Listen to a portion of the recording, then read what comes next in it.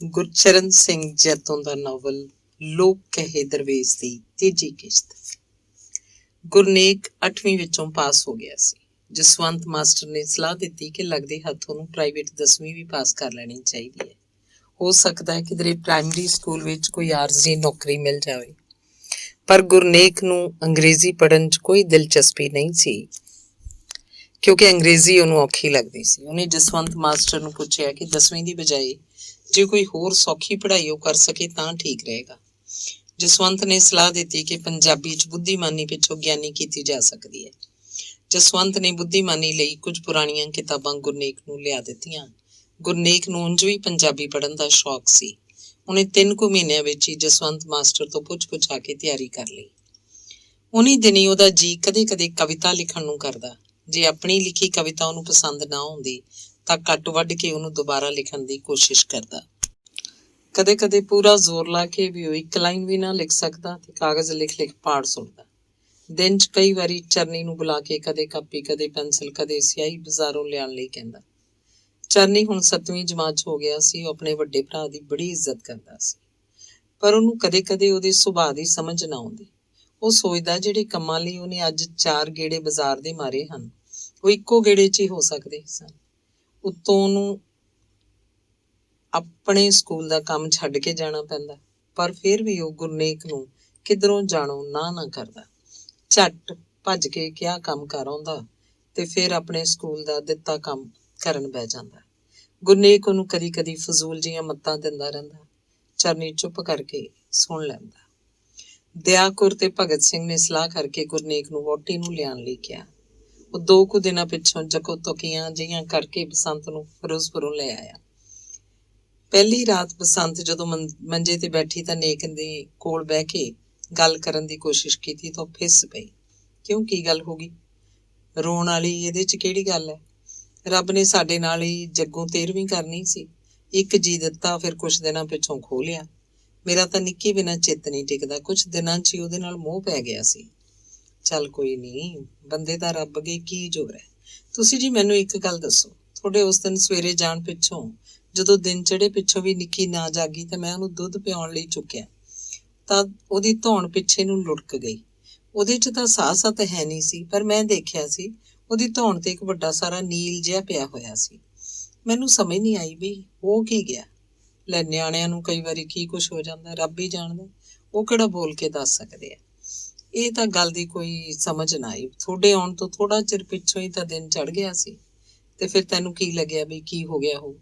ਮੈਂ ਜੀ ਕੀ ਕਹਿ ਸਕਦੀ ਹਾਂ, ਪਰ ਐ ਅਚਾਨਕ ਕਿਸੇ ਘਰੋਂ ਕਿਸੇ ਦਾ ਤੁਰ ਜਾਣਾ। ਮੈਂ ਤਾਂ 9 ਮਹੀਨੇ ਉਹਨੂੰ ਢਿੱਡ 'ਚ ਰੱਖਿਆ ਸੀ। ਉਹ ਮੇਰੇ ਢਿੱਡ ਦੀ ਆਂਦਰ ਸੀ। ਮੇਰੀ ਵੀ ਤਾਂ ਕੁਛ ਲੱਗਦੀ ਸੀ, ਪਰ ਫਿਰ ਹੁਣ ਕਰੀਏ ਕੀ? ਕੀਤਾ ਵੀ ਕੀ ਜਾ ਸਕਦਾ।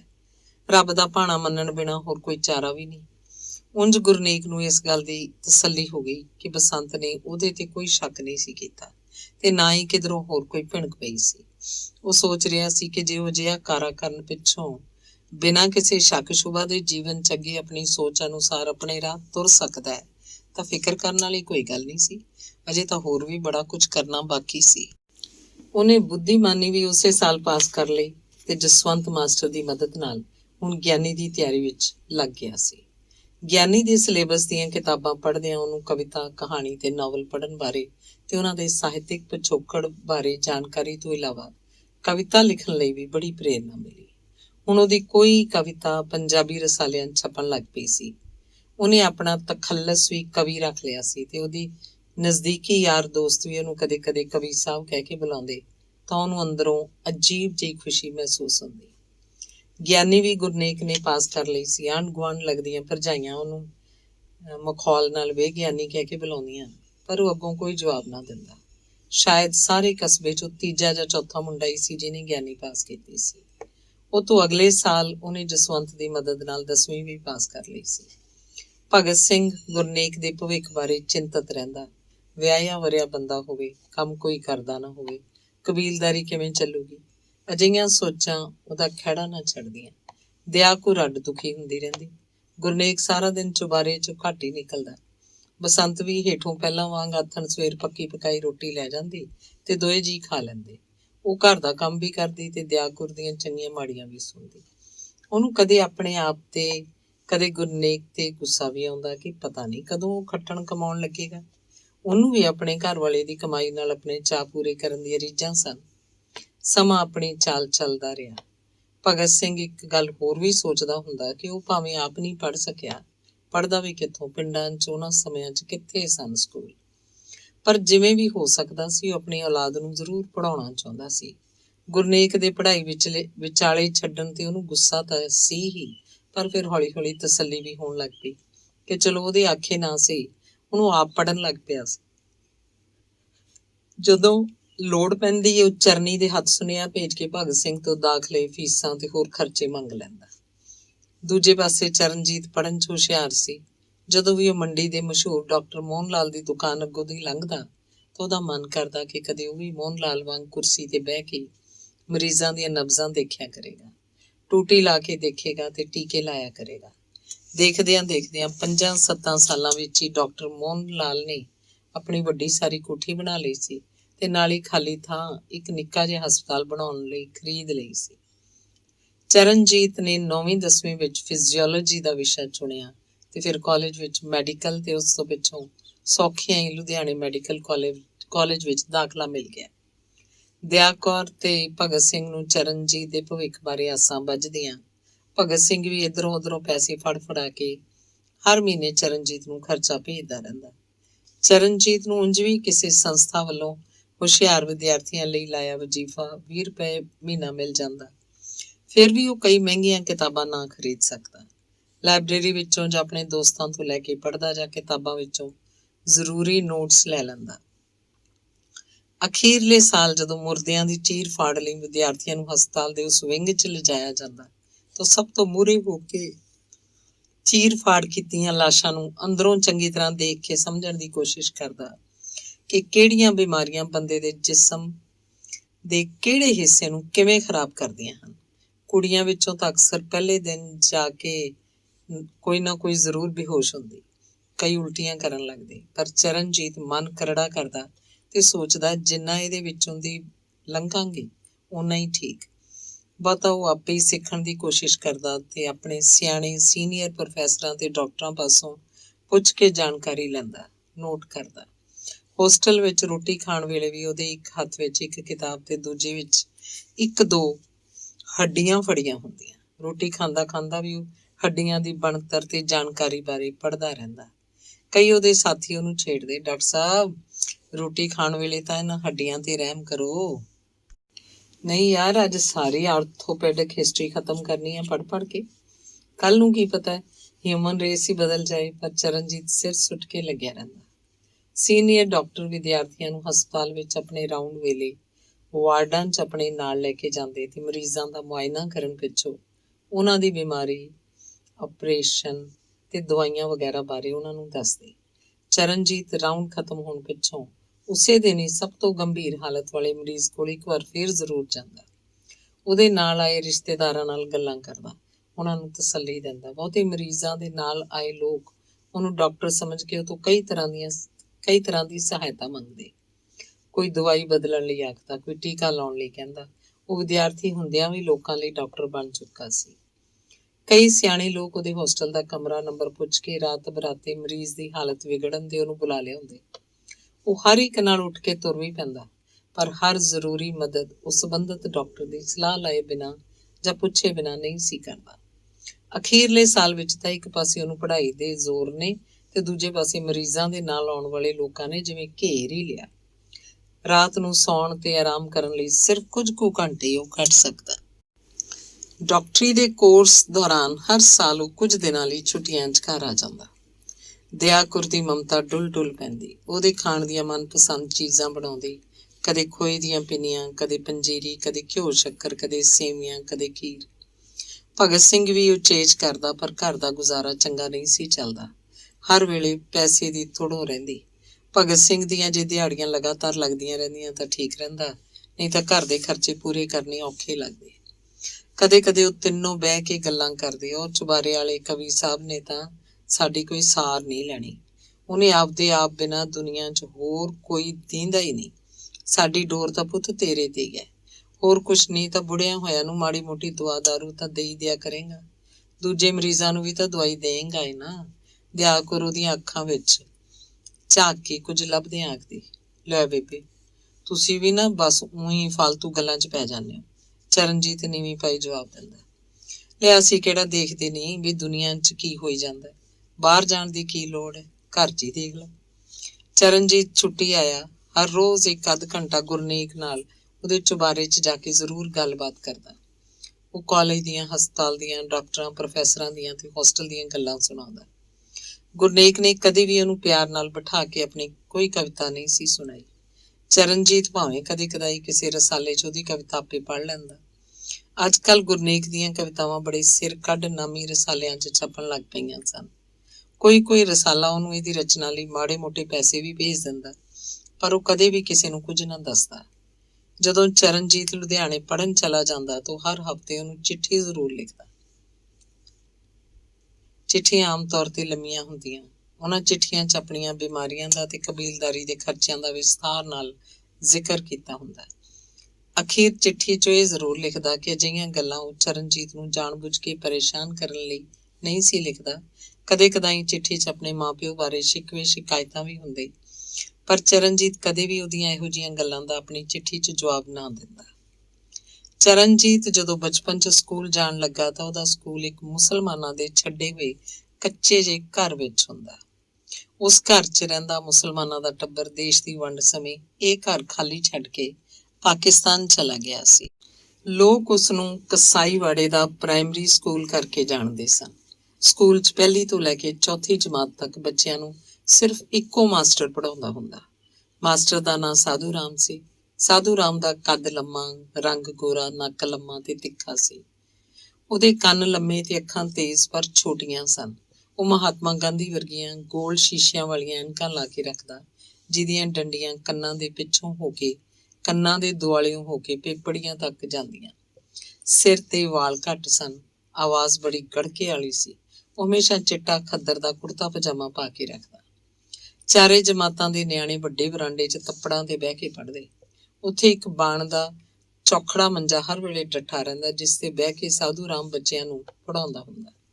ਉਹਨੂੰ ਹਰ ਇੱਕ ਬੱਚੇ ਦਾ ਸਿਰਫ ਨਾਂ ਹੀ ਨਹੀਂ ਸੀ ਯਾਦ, ਸਗੋਂ ਉਹਨਾਂ ਦੇ ਮਾਂ-ਪਿਓ ਦੇ ਨਾਂ ਵੀ ਜਾਣਦਾ ਸੀ। ਉਹ ਛੋਟੇ ਜਿਹੇ ਸ਼ਹਿਰ ਦੇ ਲਗਭਗ ਹਰ ਇੱਕ ਘਰ ਦੇ ਜੀਆਂ ਦੇ ਨਾਂ ਉਹਨੂੰ ਯਾਦ ਸਨ। ਜਿਸ ਘਰ ਦਾ ਬੱਚਾ 5-6 ਸਾਲਾਂ ਦਾ ਹੋਣ ਲੱਗਦਾ, ਉਹ ਤੁਰਦਾ ਫਿਰਦਾ ਉਸ ਘਰ ਜਾ ਵੜਦਾ ਤੇ ਘਰਦਿਆਂ ਨੂੰ ਉਸ ਬੱਚੇ ਨੂੰ ਸਕੂਲ ਦਾਖਲ ਕਰਾਉਣ ਲਈ ਆਖਦਾ। ਲੋਕ ਮਾਸਟਰ ਸਾਧੂ ਰਾਮ ਦੀ ਇੱਜ਼ਤ ਕਰਦੇ, ਉਹਦੇ ਅੱਗੇ ਹੱਥ ਜੋੜ ਕੇ ਖੜਦੇ। ਉਹ ਵੀ ਲੋਕਾਂ ਦੀ ਇੱਜ਼ਤ ਕਰਨਾ ਜਾਣਦਾ ਸੀ। ਹਰੇਕ ਨਾਲ ਉਹ ਬੜੇ ਪਿਆਰ ਨਾਲ ਪੇਸ਼ ਆਉਂਦਾ। ਸਾਧੂ ਰਾਮ ਤੇ ਉਹਦੀ ਪਤਨੀ 2 ਕਮਰਿਆਂ ਵਾਲੇ ਇੱਕ ਘਰ 'ਚ ਰਹਿੰਦੇ ਸੀ। ਉਹਨਾਂ ਦਾ ਆਪਣਾ ਬੱਚਾ ਕੋਈ ਨਹੀਂ ਸੀ। ਜੇ ਸਾਰੀ ਨਹੀਂ ਤਾਂ ਲਗਭਗ ਅੱਧੀ ਜਾਂ ਪੌਣੀ ਮੰਡੀ ਦੇ ਲੋਕਾਂ ਦੀਆਂ ਉਹ 2 ਕੁ ਪੁਸ਼ਤਾਂ ਤਾਂ ਪੜ੍ਹਾਈ ਚੁੱਕਾ ਸੀ। ਉਹ ਸਾਰੇ ਬੱਚਿਆਂ ਨੂੰ ਪਿਆਰ ਕਰਦਾ। ਉਹਨਾਂ ਸਮਿਆਂ 'ਚ ਉਹ ਕਦੇ ਵੀ ਸਕੂਲ 'ਚ ਆਪਣੇ ਹੱਥ 'ਚ ਰੂਲ, ਡੰਡਾ ਜਾਂ ਬੈਂਤ ਨਹੀਂ ਸੀ ਫੜਦਾ, ਜਦੋਂ ਕਿ ਆਮ ਮਾਸਟਰ ਮੁੰਡਿਆਂ ਲਈ ਉਹਨਾਂ ਦੀ ਵਰਤੋਂ ਕਰਨਾ ਜ਼ਰੂਰੀ ਸਮਝਦੇ ਸੀ। ਕਿਸੇ ਵੀ ਵਿਗੜੇ ਹੋਏ ਬੱਚੇ ਨੂੰ ਪਿਆਰ ਤੋਂ ਬਿਨਾਂ ਹੋਰ ਜੁਗਤਾਂ ਨਾਲ ਵੀ ਠੀਕ ਕਰਨਾ ਜਾਣਦਾ ਸੀ। ਹੁਸ਼ਿਆਰ ਤੇ ਚੰਗੇ ਬੱਚੇ ਉਹਦੇ ਨੇੜੇ ਹੋ ਹੀ ਜਾਂਦੇ, ਪਰ ਦੂਜੇ ਬੱਚਿਆਂ ਨੂੰ ਵੀ ਉਹ ਆਪਣੇ ਤੋਂ ਦੂਰ ਨਾ ਸਮਝਦਾ।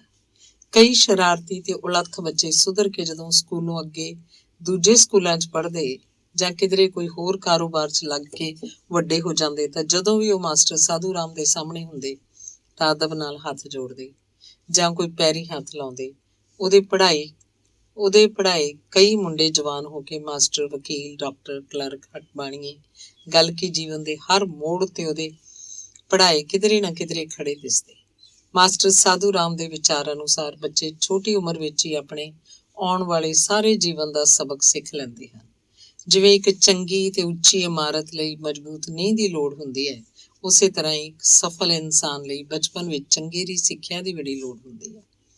ਇਹੋ ਜਿਹੇ ਸ਼ੁੱਧ ਵਿਚਾਰ ਰੱਖਦਿਆਂ ਉਹ ਪੂਰੀ ਇਮਾਨਦਾਰੀ ਨਾਲ ਬੱਚਿਆਂ ਨੂੰ ਦਿਲੋਂ ਪਿਆਰ ਨਾਲ ਪੜ੍ਹਾਉਂਦਾ ਤੇ ਸਿਖਾਉਂਦਾ। ਕਈ ਬਾਹਰ ਨੌਕਰੀਆਂ ਕਰਦੇ ਉਹਨੂੰ ਖਾਸ ਮਿਲਣ ਆਉਂਦੇ, ਉਹਨਾਂ ਦਾ ਹਾਲ ਚਾਲ ਪੁੱਛਦਾ, ਪੂਰੀ ਜਾਣਕਾਰੀ ਲੈਂਦਾ, ਉਹਨਾਂ ਦੀਆਂ ਪੁਰਾਣੀਆਂ ਗੱਲਾਂ ਯਾਦ ਕਰਾਉਂਦਾ ਤੇ ਉਹਨਾਂ ਦੀ ਤਰੱਕੀ ਵੇਖ ਕੇ ਦਿਲੋਂ ਬੜਾ ਖੁਸ਼ ਹੁੰਦਾ। ਚਰਨਜੀਤ ਵੀ ਬਚਪਨ ਤੋਂ ਹੀ ਉਸ ਵੱਲ ਖਿੱਚਿਆ ਗਿਆ ਸੀ। ਉਂਝ ਵੀ ਸਕੂਲੋਂ ਘਰ ਆਉਂਦਿਆਂ ਮਾਸਟਰ ਸਾਧੂ ਰਾਮ ਦਾ ਘਰ ਰਾਹ 'ਚ ਹੀ ਪੈਂਦਾ ਸੀ। ਸਾਧੂ ਰਾਮ ਕਦੇ ਕਦੇ ਉਹਨੂੰ ਆਪਣੇ ਘਰ ਦੇ ਛੋਟੇ ਮੋਟੇ ਕੰਮ ਕਰਨ ਲਈ ਆਖ ਦਿੰਦਾ। ਸਾਧੂ ਰਾਮ ਦੀ ਘਰ ਵਾਲੀ ਕਮਲਾ ਦੇਵੀ ਵੀ ਬੱਚਿਆਂ ਨੂੰ ਬਹੁਤ ਪਿਆਰ ਕਰਦੀ। ਖੋਏ ਦੀਆਂ ਪਿੰਨੀਆਂ ਤੇ ਮੱਠੀਆਂ ਉਹ ਅੱਡੋ ਅੱਡ 2 ਪੀਪਿਆਂ ਵਿੱਚੋਂ ਮੁੱਕਣ ਨਾ ਦਿੰਦੀ। ਜਿਹੜਾ ਬੱਚਾ ਵੀ ਘਰ ਆਉਂਦਾ ਉਹਨਾਂ ਨੂੰ ਕਦੇ ਪਿੰਨੀ ਕਦੇ ਮੱਠੀ ਜ਼ਰੂਰ ਮਿਲਦੇ। ਕਈ ਸ਼ਰਾਰਤੀ ਬੱਚੇ ਪਿੰਨੀਆਂ ਖਾਣ ਦੇ ਮਾਰੇ ਮਾਸਟਰ ਤੋਂ ਕੰਮ ਪੁੱਛਦੇ ਰਹਿੰਦੇ, ਪਰ ਸਾਧੂ ਰਾਮ ਸਭ ਦੀ ਰਗ ਰਗ ਤੋਂ ਜਾਣੂ ਸੀ। ਚਰਨਜੀਤ ਨੂੰ ਵੀ ਘਰੇ ਆਏ ਨੂੰ ਉਹ ਬਿਨਾਂ ਖਾਧੇ ਪੀਤੇ ਕਦੇ ਨਾ ਜਾਣ ਦਿੰਦੀ। ਉਹਦੇ ਨਾਲ ਨਿੱਕੀਆਂ ਨਿੱਕੀਆਂ ਗੱਲਾਂ ਕਰਦੀ, ਉਹਦੀ ਮਾਂ ਨੂੰ ਸੁਨੇਹੇ ਦਿੰਦੀ। ਚਰਨਜੀਤ ਘਰੇ ਆ ਕੇ ਆਪਣੀ ਮਾਂ ਨੂੰ ਦੱਸਦਾ, ਉਹਦੀ ਮਾਂ ਵੀ ਖੁਸ਼ ਹੁੰਦੀ। ਕਦੇ ਕਦਾਈ ਗੱਲਾਂ ਕਰਨੋਂ ਇੱਕ ਦੂਜੇ ਦੇ ਘਰੇ ਜਾ ਆਉਂਦੀਆਂ। ਰੁੱਤ ਦੀ ਬਣੀ ਦਾਲ ਸਬਜ਼ੀ ਵੀ ਇੱਕ ਦੂਜੇ ਦੇ ਘਰ ਭੇਜੀ ਜਾਂਦੀ। ਹੌਲੀ ਹੌਲੀ ਦੋਹਾਂ ਦਾ ਸਹੇਲਪੁਣਾ ਪੱਕਾ ਹੋ ਗਿਆ। ਸਕੂਲ ਦੀ ਛੁੱਟੀ ਹੋਣ ਪਿੱਛੋਂ ਜੇ ਕਦੇ ਚਰਨਜੀਤ ਮਾਸਟਰ ਜੀ ਦੇ ਘਰ ਕੋਈ ਚੀਜ਼ ਵਸਤ ਲੈਣ ਦੇਣ ਜਾਂਦਾ ਤਾਂ ਮਾਸਟਰ ਜੀ ਉਸ ਨਾਲ ਮੂੰਹ ਨੇੜੇ ਕਰਕੇ ਹੌਲੀ ਹੌਲੀ ਨਿੱਕੀਆਂ ਨਿੱਕੀਆਂ ਗੱਲਾਂ ਕਰਦੇ, ਜਿਵੇਂ ਕੋਈ ਰਮਜ਼ ਸਮਝਾਉਂਦੇ ਹੋਣ। ਮਾਂ ਬਾਪ ਔਰ ਉਸਤਾਦ ਦੀ ਸੇਵਾ ਕਰਨੀ ਚਾਹੀਦੀ ਹੈ। ਇਸ ਤਰ੍ਹਾਂ ਬੰਦੇ ਨੂੰ ਜ਼ਿੰਦਗੀ ਭਰ ਸਮਝੋ ਪੁੰਨ ਹੀ ਪੁੰਨ ਮਿਲਦਾ ਹੈ। ਮਾਸਟਰ ਜੀ ਪਟਿਆਲੇ ਦੇ ਨੇੜੇ ਕਿਸੇ ਪਿੰਡ ਦੇ ਰਹਿਣ ਵਾਲੇ ਸਨ। ਉਹਨਾਂ ਦੀ ਬੋਲੀ ਬਹੁਤੀ ਭਾਵੇਂ ਪਟਿਆਲੇ ਵਰਗੀ ਤਾਂ ਨਹੀਂ ਸੀ, ਪਰ ਉਰਦੂ ਫਾਰਸੀ ਪੜ੍ਹੀ ਹੋਣ ਕਰਕੇ ਉਹ ਆਪਣੀ ਕਿਸਮ ਦੀ ਬੋਲੀ ਬੋਲਦੇ। ਮਾਸਟਰ ਸਾਧੂ ਰਾਮ ਸੈਂਕੜੇ ਨਹੀਂ ਹਜ਼ਾਰਾਂ ਲੋਕਾਂ ਵਿੱਚੋਂ ਪਛਾਣੀ ਜਾਣ ਵਾਲੀ ਸ਼ਖਸੀਅਤ ਸੀ। ਚਰਨਜੀਤ ਦੇ ਮਨ ਤੇ ਮਾਸਟਰ ਸਾਧੂ ਰਾਮ ਦੀਆਂ ਗੱਲਾਂ ਦਾ ਬੜਾ ਪ੍ਰਭਾਵ ਪੈਂਦਾ। ਉਹ ਮਾਸਟਰ ਜੀ ਦੀਆਂ ਗੱਲਾਂ ਪੱਲੇ ਬੰਨਣ ਦੀ ਪੂਰੀ ਕੋਸ਼ਿਸ਼ ਕਰਦਾ। ਉਹਦਾ ਡਾਕਟਰੀ ਵੱਲ ਰੁਝਾਨ ਵੀ ਸਾਧੂ ਰਾਮ ਦੀਆਂ ਗੱਲਾਂ ਦੇ ਅਸਰ ਦਾ ਨਤੀਜਾ ਹੀ ਸੀ, ਕਿਉਂਕਿ ਡਾਕਟਰ ਮੋਹਨ ਲਾਲ ਵੀ ਉਹਦਾ ਵਿਦਿਆਰਥੀ ਰਿਹਾ ਸੀ ਤੇ ਉਹ ਵੀ ਮਾਸਟਰ ਜੀ ਦੀ ਬੜੀ ਇੱਜ਼ਤ ਕਰਦਾ ਸੀ। ਹੁਣ ਮਾਸਟਰ ਸਾਧੂ ਰਾਮ ਸੇਵਾ ਮੁਕਤ ਹੋ ਚੁੱਕਾ ਸੀ। ਉਹ ਘਰ ਬਹਿ ਕੇ ਸਾਰਾ ਦਿਨ ਜਾਂ ਤਾਂ ਉਰਦੂ, ਅੰਗਰੇਜ਼ੀ ਤੇ ਫਾਰਸੀ ਦੀਆਂ ਕਿਤਾਬਾਂ ਪੜ੍ਹਦਾ ਰਹਿੰਦਾ, ਜਾਂ ਮਿਲਣ ਗਿਲਣ ਆਏ ਲੋਕਾਂ ਨਾਲ ਜਾਂ ਆਪਣੇ ਪੁਰਾਣੇ ਵਿਦਿਆਰਥੀਆਂ ਨਾਲ ਗੱਲਾਂ ਕਰਦਾ ਰਹਿੰਦਾ।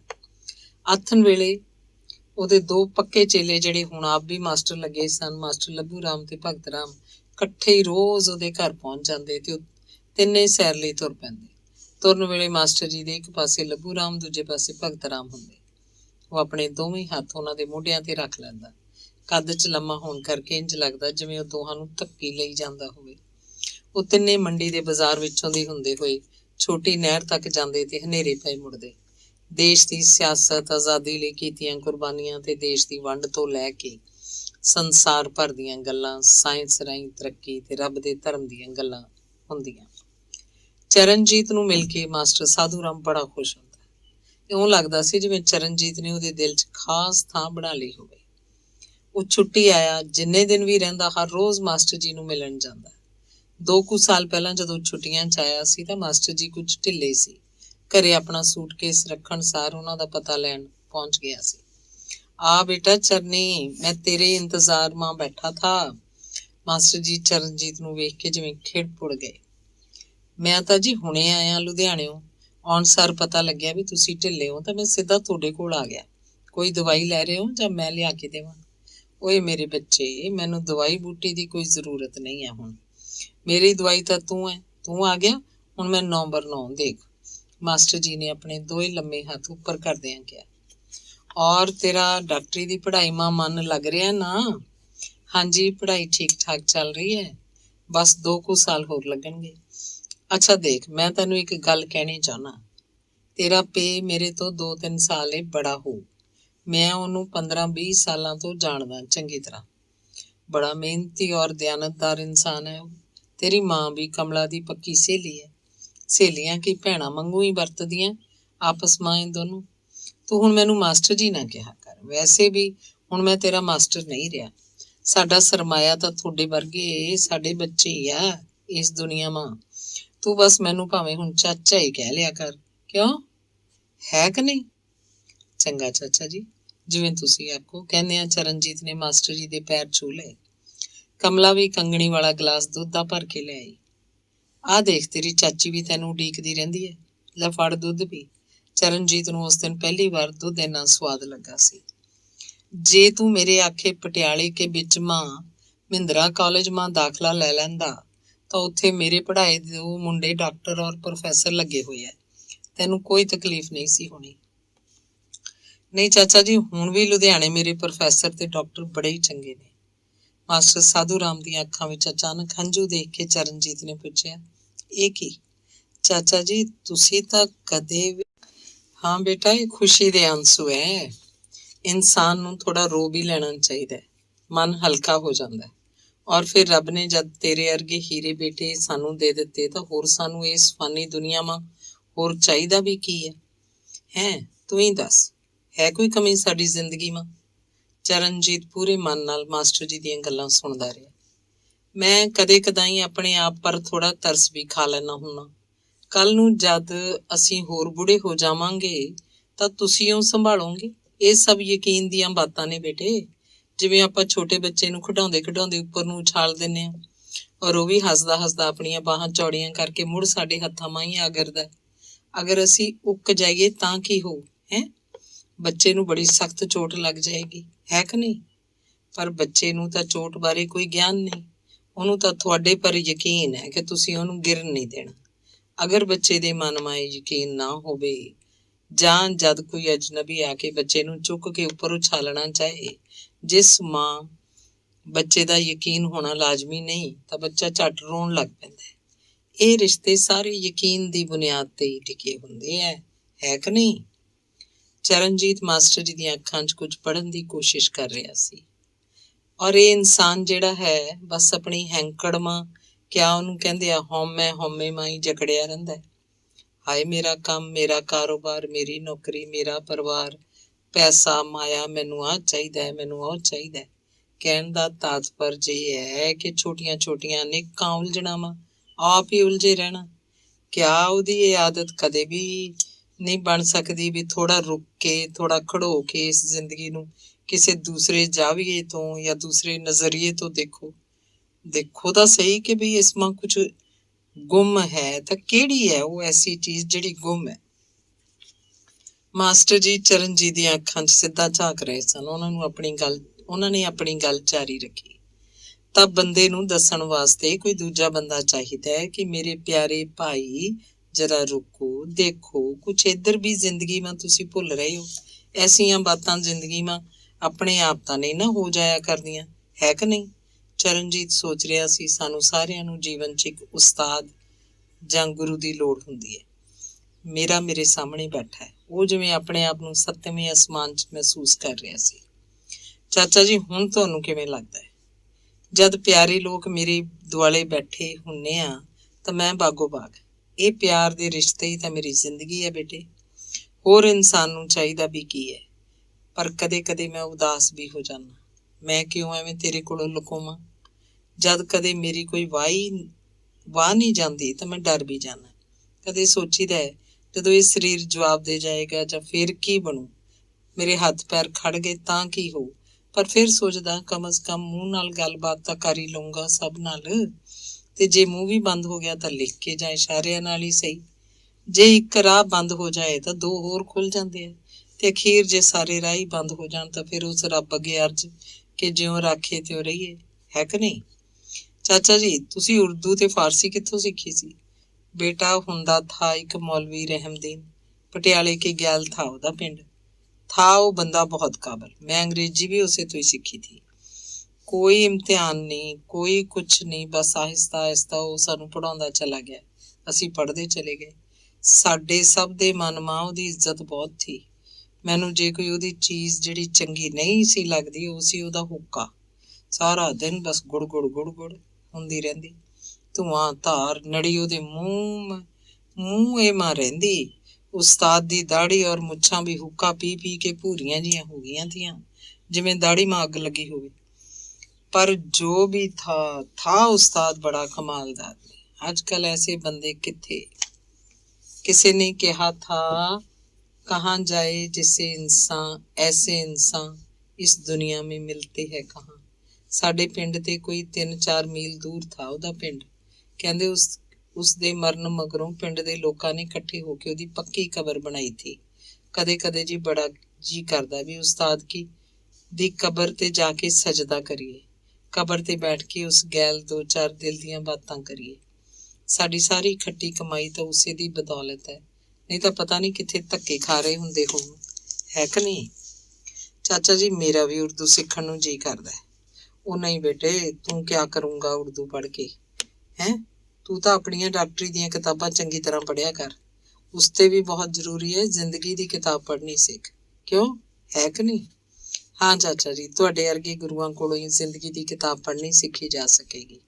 ਉਂਝ ਤਾਂ ਇਹੋ ਜਿਹੇ ਸਬਕ ਕਿਸੇ ਕਿਤਾਬ 'ਚ ਤਾਂ ਲਿਖੇ ਲੱਭਣੇ ਹੀ ਨਹੀਂ। ਚਰਨਜੀਤ ਮਾਸਟਰ ਜੀ ਦਾ ਆਸ਼ੀਰਵਾਦ ਲੈ ਕੇ ਘਰ ਵੱਲ ਜਾਂਦਿਆਂ ਸੋਚ ਰਿਹਾ ਸੀ, ਕਿਉਂ ਨਾ ਮਾਸਟਰ ਜੀ ਕੋਲੋਂ ਜੀਵਨ ਦੇ ਹੋਰ ਪਹਿਲੂਆਂ ਬਾਰੇ ਸਿੱਖਿਆ ਜਾਵੇ। ਉਹਨੇ ਘਰ ਜਾ ਕੇ ਇੱਕ ਨਿੱਕੀ ਜਿਹੀ ਲਿਸਟ ਬਣਾਉਣੀ ਸ਼ੁਰੂ ਕੀਤੀ। ਉਹ ਕਾਗਜ਼ ਤੇ ਲਿਖਦਾ ਰਿਹਾ, ਮੌਤ, ਡਰ, ਬੁਢਾਪਾ, ਲਾਲਚ, ਵਿਆਹ, ਰਿਸ਼ਤੇ, ਪਰਿਵਾਰ, ਜਿਉਣ ਦਾ ਮਕਸਦ, ਮਾਫੀ। ਪਰ ਅਗਲੇ ਦਿਨ ਛੁੱਟੀਆਂ ਖਤਮ ਹੋ ਗਈਆਂ ਤੇ ਉਹ ਲੁਧਿਆਣੇ ਚਲਾ ਗਿਆ। ਗੁਰਨੇਕ ਨੂੰ ਬਹੁਤਾ ਚੁਬਾਰੇ ਵਿੱਚ ਹੀ ਰਹਿਣ ਦੀ ਆਦਤ ਪੈ ਗਈ ਸੀ। ਜੇ ਉਹ ਕਿਤੇ ਬਾਹਰ ਜਾਂਦਾ ਤਾਂ ਵੀ ਰਾਧੂ ਦੇ ਖੋਖੇ ਤੱਕ। ਰਾਧੂ ਸਵੇਰੇ ਸਵੇਰੇ ਸਾਈਕਲ ਤੇ ਲੋਕਾਂ ਦੇ ਘਰੇ ਅਖਬਾਰਾਂ ਵੰਡ ਕੇ ਆਪਣਾ ਖੋਖਾ ਆ ਖੋਲ੍ਹਦਾ। ਖੋਖੇ 'ਚੋਂ ਅਖਬਾਰ, ਰਸਾਲੇ, ਥੋੜ੍ਹੀਆਂ ਬਹੁਤ ਕਿਤਾਬਾਂ, ਕਾਪੀਆਂ ਵਗੈਰਾ ਰੱਖਦਾ। ਆਉਂਦੇ ਜਾਂਦੇ ਲੋਕ ਉਸ ਕੋਲੋਂ ਕੋਈ ਫਿਲਮੀ ਜਾਂ ਸਾਹਿਤਕ ਰਸਾਲਾ ਜਾਂ ਕਿਤਾਬ ਖਰੀਦ ਲਿਜਾਂਦੇ। ਉਂਝ ਉਸ ਇਲਾਕੇ ਦੀਆਂ ਖਬਰਾਂ ਵੀ ਅਖਬਾਰਾਂ ਨੂੰ ਭੇਜਿਆ ਕਰਦਾ ਸੀ। ਆਪ ਉਹ ਲਿਖ ਪੜ੍ਹ ਨਹੀਂ ਸੀ ਸਕਦਾ, ਪਰ ਹੁਸ਼ਿਆਰ ਸੀ। ਕਈ ਕਹਿੰਦੇ ਕਹਾਉਂਦੇ ਇਲਾਕੇ ਦੇ ਸਿਰ ਕੱਢ ਲੋਕ ਉਸ ਕੋਲ ਆਉਂਦੇ ਤਾਂ ਉਹ ਗੱਲਾਂ 'ਚ ਇਲਾਕੇ ਬਾਰੇ ਸੂਹ ਰੱਖਦਾ। ਕਦੇ ਕਿਸੇ ਨੂੰ ਸੱਦ, ਕਦੇ ਕਿਸੇ ਨੂੰ ਕਹਿ ਕਹਾ ਕੇ ਖਬਰਾਂ ਲਿਖਵਾ ਕੇ ਭਿਜਵਾਉਂਦਾ। ਹੌਲੀ ਹੌਲੀ ਉਹਨੇ ਗੁਰਨੇਕ ਨੂੰ ਖਬਰਾਂ ਲਿਖਣ ਲਾ ਦਿੱਤਾ। ਗੁਰਨੇਕ ਖੋਖੇ ਤੋਂ ਕਦੇ ਕੋਈ ਕਿਤਾਬ ਜਾਂ ਰਸਾਲੇ ਲਿਜਾ ਕੇ ਪੜ੍ਹਦਾ ਤਾਂ ਦੂਜੇ ਤੀਜੇ ਦਿਨ ਮੋੜ ਦਿੰਦਾ। ਇੰਝ ਉਹਨਾਂ ਦੀ ਇੱਕ ਸਾਂਝ ਜਿਹੀ ਬਣ ਗਈ ਸੀ। ਮਾਸਟਰ ਸਾਧੂ ਰਾਮ ਵੀ ਆਪਣੇ ਚੇਲੇ ਮਾਸਟਰਾਂ ਦੇ ਮੋਢਿਆਂ ਤੇ ਹੱਥ ਰੱਖੀ ਹਰ ਰੋਜ਼ ਉਹਦੇ ਖੋਖੇ ਮੂਹਰਿਓਂ ਲੰਘਦਾ। ਮਿਲਣ ਗਿਲਣ ਵਾਲਿਆਂ ਦਾ ਹਾਲ ਪੁੱਛਦੇ ਪੁੱਛਾਉਂਦੇ ਉਹ ਛੋਟੀ ਨਹਿਰ ਵੱਲ ਸੈਰ ਲਈ ਨਿਕਲ ਜਾਂਦੇ। ਗੁਰਨੇਕ ਮਾਸਟਰ ਸਾਧੂ ਰਾਮ ਨੂੰ ਦੂਰੋਂ ਆਉਂਦਾ ਦੇਖ ਕੇ ਇੱਧਰ ਉੱਧਰ ਹੋ ਜਾਂਦਾ। ਉਸ ਕੋਲੋਂ ਉਹਦੀਆਂ ਸਿੱਧੀਆਂ ਸਪਸ਼ਟ ਗੱਲਾਂ ਦੇ ਜਵਾਬ ਨਹੀਂ ਸਨ ਦਿੱਤੇ ਜਾਂਦੇ। ਇੱਕ ਦਿਨ ਮਾਸਟਰ ਸਾਧੂ ਰਾਮ ਨੇ ਗੁਰਨੇਕ ਨੂੰ ਮੂਹਰਿਓਂ ਆਉਂਦੇ ਨੂੰ ਪੁੱਛ ਹੀ ਲਿਆ। ਉਹ ਸੁਣਾ ਵੀ, ਨੇਕ ਸਿੰਘ, ਸਾਨੇ ਸੁਣਿਆ ਤਾਂ ਗਿਆਨੀ ਪਾਸ ਕਰ ਲਈ ਹੈ। ਕਿਆ ਇਹ ਗੱਲ ਠੀਕ ਹੈ? ਹਾਂਜੀ ਮਾਸਟਰ ਜੀ, ਗਿਆਨੀ ਵੀ ਤੇ 10ਵੀਂ ਵੀ ਦੋਹੇ ਪਾਸ ਕਰ ਲਈਆਂ। ਅੱਛਾ ਬਈ, ਫਿਰ ਤਾਂ ਬੜੀ ਖੁਸ਼ੀ ਵਾਲੀ ਬਾਤ ਹੈ। ਤੂੰ ਕੁਛ ਕਰਨ ਵੀ ਲੱਗਿਆ ਹੈ ਕਿ ਨਹੀਂ? ਜੀ ਅਜੇ ਤਾਈਂ ਤਾਂ ਕੁਛ ਨਹੀਂ। ਮੈਂ ਕਰਾਂ ਗੱਲ ਕਰਮਚੰਦ ਦੇ ਇੰਸਪੈਕਟਰ ਨਾਲ? ਆਪਣੀਆਂ ਗੋਲ ਐਨਕਾਂ ਵਿੱਚੋਂ ਗੁਰਨੇਕ ਵੱਲ ਸਿੱਧਾ ਝਾਕਦਿਆਂ ਮਾਸਟਰ ਜੀ ਨੇ ਪੁੱਛਿਆ। ਤੁਹਾਡੀ ਮਰਜ਼ੀ ਹੈ ਜੀ। ਇਸ ਮਾਂ ਸਾਡੀ ਮਰਜ਼ੀ ਕਿਆ ਹੈ? ਨੌਕਰੀ ਤਾਂ ਤੈਨੇ ਲੈਣੀ, ਤੈਨੀਓ ਕਰਨੀ ਹੈ। ਬੋਲ, ਹੈ ਇਰਾਦਾ? ਹਾਂਜੀ। ਚੰਗਾ ਫਿਰ। ਕਰਮਚੰਦ ਪ੍ਰਾਇਮਰੀ ਸਕੂਲਾਂ ਦਾ ਇੰਸਪੈਕਟਰ ਹੁੰਦਾ ਸੀ। ਉਹ ਮਾਸਟਰ ਸਾਧੂ ਰਾਮ ਨਾਲੋਂ ਉਮਰ 'ਚ ਛੋਟਾ ਸੀ ਤੇ ਉਹਦੀ ਇੱਜ਼ਤ ਵੀ ਬਹੁਤ ਕਰਦਾ ਸੀ। ਮਾਸਟਰ ਸਾਧੂ ਰਾਮ ਨੇ ਗੁਰਨੇਕ ਦੇ ਗਿਆਨੀ ਤੇ 10ਵੀਂ ਪਾਸ ਹੋਣ ਬਾਰੇ ਉਹਨੂੰ ਦੱਸਿਆ ਤੇ ਨੌਕਰੀ ਦੀ ਸੰਭਾਵਨਾ ਬਾਰੇ ਗੱਲ ਕੀਤੀ। ਕਰਮਚੰਦ ਨੇ ਅਗਲੇ ਹੀ ਦਿਨ ਰਿਕਾਰਡ ਚੈੱਕ ਕਰਵਾ ਕੇ ਸੁਨੇਹਾ ਭਿਜਵਾਇਆ ਕਿ ਮੰਡੀ ਤੋਂ 4 ਕੁ ਮੀਲ ਦੂਰ ਪਿੰਡ ਮਸਤੂਪੁਰੇ ਪ੍ਰਾਇਮਰੀ ਸਕੂਲ 'ਚ ਇੱਕ ਮਾਸਟਰ ਦੀ ਲੋੜ ਸੀ, ਪਰ ਫਿਲਹਾਲ ਕੱਚੀ ਨੌਕਰੀ ਤੇ ਲੱਗਣਾ ਪਏਗਾ। ਅਗਲੇ ਦਿਨ ਮਾਸਟਰ ਜੀ ਨੇ ਗੁਰਨੇਕ ਨੂੰ ਕਰਮਚੰਦ ਕੋਲ ਭੇਜ ਦਿੱਤਾ। ਉਹਨੂੰ ਕੱਚੀ ਨੌਕਰੀ ਲਈ ਆਰਡਰ ਮਿਲ ਗਏ। ਤਨਖਾਹ 100 ਰੁਪਏ ਮਹੀਨਾ। ਅਗਲੇ ਦਿਨ ਤੋਂ ਗੁਰਨੇਕ ਸਕੂਲ ਜਾਣ ਲੱਗ ਪਿਆ। ਪਹਿਲੇ ਹੀ ਦਿਨ ਪਿੰਡ ਦਾ ਸਰਪੰਚ ਮੁਖਤਿਆਰ ਸਿੰਘ ਉਹਨੂੰ ਮਿਲਣ ਆ ਗਿਆ। ਬਣਦਾ ਤਣਦਾ, ਉੱਚਾ ਲੰਮਾ ਸੋਹਣਾ ਜਵਾਨ ਸੀ। ਚਿੱਟਾ ਕੁੜਤਾ ਪਜਾਮਾ ਤੇ ਪੋਚਵੀਂ ਨੀਲੀ ਪੱਗ ਬੰਨ੍ਹ ਕੇ ਰੱਖਦਾ। ਪਿੰਡ ਛੋਟਾ ਸੀ ਤੇ ਮੁਖਤਿਆਰ ਕੋਲ ਦੂਜਿਆਂ ਨਾਲੋਂ ਥੋੜ੍ਹੀ ਵੱਧ ਪੈਲੀ ਹੋਣ ਕਰਕੇ ਉਹਨੇ ਪੱਕੇ ਤੌਰ ਤੇ ਹੀ ਸਰਪੰਚੀ ਸੰਭਾਲੀ ਹੋਈ ਸੀ। ਲੋਕਾਂ ਦੀਆਂ ਗਰਜਾਂ ਸਮਝ ਕੇ ਸਮਝੌਤੇ ਕਰਵਾ ਦਿੰਦਾ ਤੇ ਆਪਣਾ ਦਬਦਬਾ ਬਣਾਈ ਰੱਖਦਾ। ਉਂਝ ਉਹ ਥੋੜ੍ਹੀ ਰੰਗੀਨ ਤਬੀਅਤ ਦਾ ਬੰਦਾ ਸੀ। ਜ਼ਮੀਨ ਠੇਕੇ ਤੇ ਦੇ ਛੱਡਦਾ। ਥਾਣੇਦਾਰ ਤੇ ਇਲਾਕੇ ਦੇ MLA ਨਾਲ ਉਹਦਾ ਪਿਆਲਾ ਸਾਂਝਾ ਸੀ। ਜੇ ਰੋਜ਼ ਨਹੀਂ ਤਾਂ ਤੀਜੇ ਦਿਨ ਮੰਡੀ ਜ਼ਰੂਰ ਗੇੜਾ ਮਾਰਦਾ। ਉਹਨੇ ਇੱਕ ਪੁਰਾਣਾ ਟਰੰਫ ਮੋਟਰਸਾਈਕਲ 400 ਰੁਪਏ 'ਚ ਖਰੀਦ ਕੇ ਜੱਗੇ ਮਿਸਤਰੀ ਤੋਂ ਠੀਕ ਕਰਵਾ ਲਿਆ ਸੀ। ਬਹੁਤੇ ਗੇੜੇ ਉਹ ਮੰਡੀ ਦੇ ਬਾਹਰ ਨਹਿਰੀ ਕੋਠੀ ਵਿੱਚ ਨਹਿਰੀ ਬਾਬੂ ਸੰਤਰਾਮ ਕੋਲ ਮਾਰਦਾ। ਉਹ ਹੱਥ ਨੇ ਇਕੱਠੇ ਬਹਿ ਕੇ ਆਪਣੀਆਂ ਸ਼ਾਮਾਂ ਰੰਗੀਨ ਕਰਦੇ। ਨਹਿਰੀ ਬਾਬੂ ਸਰਕਾਰੀ ਕੋਠੀ 'ਚ ਇਕੱਲਾ ਰਹਿੰਦਾ ਹੁੰਦਾ। ਟੱਬਰ ਟੀਰ ਉਹਦਾ ਰਵਾੜੀ ਰਹਿੰਦਾ ਸੀ। ਬੱਚੇ ਉੱਥੇ ਪੜ੍ਹਨ ਲਾਏ ਹੋਏ ਸੀ। ਮਹੀਨੇ ਪਿੱਛੋਂ ਰਵਾੜੀ ਚੱਕਰ ਮਾਰ ਆਉਂਦਾ। ਮੁਖਤਿਆਰ ਰਾਹੀਂ ਉਹ MLA ਨੂੰ ਕਹਿ ਕਹਾ ਕੇ ਰਵਾੜੀ ਵੱਲ ਆਪਣੀ ਬਦਲੀ ਕਰਵਾਉਣ ਲਈ ਕਹਿੰਦਾ ਰਹਿੰਦਾ। ਇੱਕ ਨੇਪਾਲੀ ਮੁੰਡਾ ਸੋਨ ਬਹਾਦਰ ਉਹਨੇ ਆਪਣੀ ਰੋਟੀ ਟੁੱਕ ਲਈ ਰੱਖਿਆ ਹੋਇਆ ਸੀ। ਸੋਨ ਬਹਾਦਰ ਦਾ ਰੰਗ ਗੋਰਾ, ਨੱਕ ਫਿੰਨਾ ਜਿਹਾ, ਅੱਖਾਂ ਨਿੱਕੀਆਂ ਨਿੱਕੀਆਂ, ਕੱਦ ਛੋਟਾ ਸੀ। ਉਮਰ ਕੋਈ 13-14 ਸਾਲ। ਸੰਤ ਰਾਮ ਨੇ ਨਹਿਰੀ ਕੋਠੀ ਵਿੱਚ ਕੁਝ ਮੁਰਗੀਆਂ ਵੀ ਰੱਖੀਆਂ ਸਨ। ਸੋਨ ਬਹਾਦਰ ਹਰ ਰੋਜ਼ 1-2 ਅੰਡੇ ਮੁਰਗੀਆਂ ਦੇ ਖੁੱਡੇ 'ਚੋਂ ਚੁੱਕ ਲਿਆਉਂਦਾ ਤੇ ਸਾਹਿਬ ਲਈ ਰੋਟੀ ਪਾਣੀ ਦਾ ਇੰਤਜ਼ਾਮ ਕਰਦਾ। ਕੋਠੀ ਦੀ ਸਫਾਈ ਕਰਦਾ, ਨਲਕੇ ਤੋਂ ਪਾਣੀ ਭਰਦਾ, ਸਾਰਾ ਦਿਨ ਕੁਛ ਨਾ ਕੁਛ ਕਰਦਾ ਰਹਿੰਦਾ। ਨਹਿਰੀ ਕੋਠੀ 'ਚ ਕੋਈ ਨਾ ਕੋਈ ਮਹਿਮਾਨ ਆਇਆ ਰਹਿੰਦਾ। ਨਹਿਰੀ ਮਹਿਕਮੇ ਦੇ ਅਫਸਰ ਕਰਮਚਾਰੀ ਆਉਂਦੇ ਜਾਂਦੇ ਕੋਠੀ 'ਚ ਆ ਕੇ ਰੁਕਦੇ ਜਾਂ ਆਰਾਮ ਕਰਦੇ। ਮੁਖਤਿਆਰ ਸਿੰਘ ਸਰਪੰਚ ਤੇ ਸੰਤ ਰਾਮ ਆਪਸ 'ਚ ਗੂੜੇ ਯਾਰ ਬਣ ਗਏ ਸੀ। ਮੁਖਤਿਆਰ ਉਂਝ ਵੀ ਅਗਲੇ ਨੂੰ ਆਪਣੀਆਂ ਗੱਲਾਂ ਨਾਲ ਮੋਹ ਲੈਂਦਾ, ਝੱਟ ਰਚ ਮਚ ਜਾਂਦਾ। ਉਹ ਹਰ ਤੀਜੇ ਕੁ ਦਿਨ ਮੰਡੀੋਂ ਬੋਤਲ ਖਰੀਦ ਕੇ ਆਪਣੇ ਮੋਟਰਸਾਈਕਲ ਤੇ ਨਹਿਰੀ ਕੋਠੀ ਪਹੁੰਚ ਜਾਂਦਾ। ਸੰਤ ਰਾਮ ਵੀ ਸੋਨ ਬਹਾਦਰ ਨੂੰ ਕਦੇ ਅੰਡਿਆਂ ਦੀ ਭੁਰਜੀ, ਕਦੇ ਕੋਈ ਛੋਟਾ ਮੁਰਗਾ ਝਟਕਾਉਣ ਲਈ ਆਖਦਾ। ਦੋਵੇਂ ਦੇਰ ਰਾਤ ਬੋਤਲ ਖਾਲੀ ਕਰਕੇ ਉੱਠਦੇ। ਵੱਡੀ ਰਾਤ ਮੁਖਤਿਆਰ ਆਪਣੇ ਪਿੰਡ ਵੜਦਾ।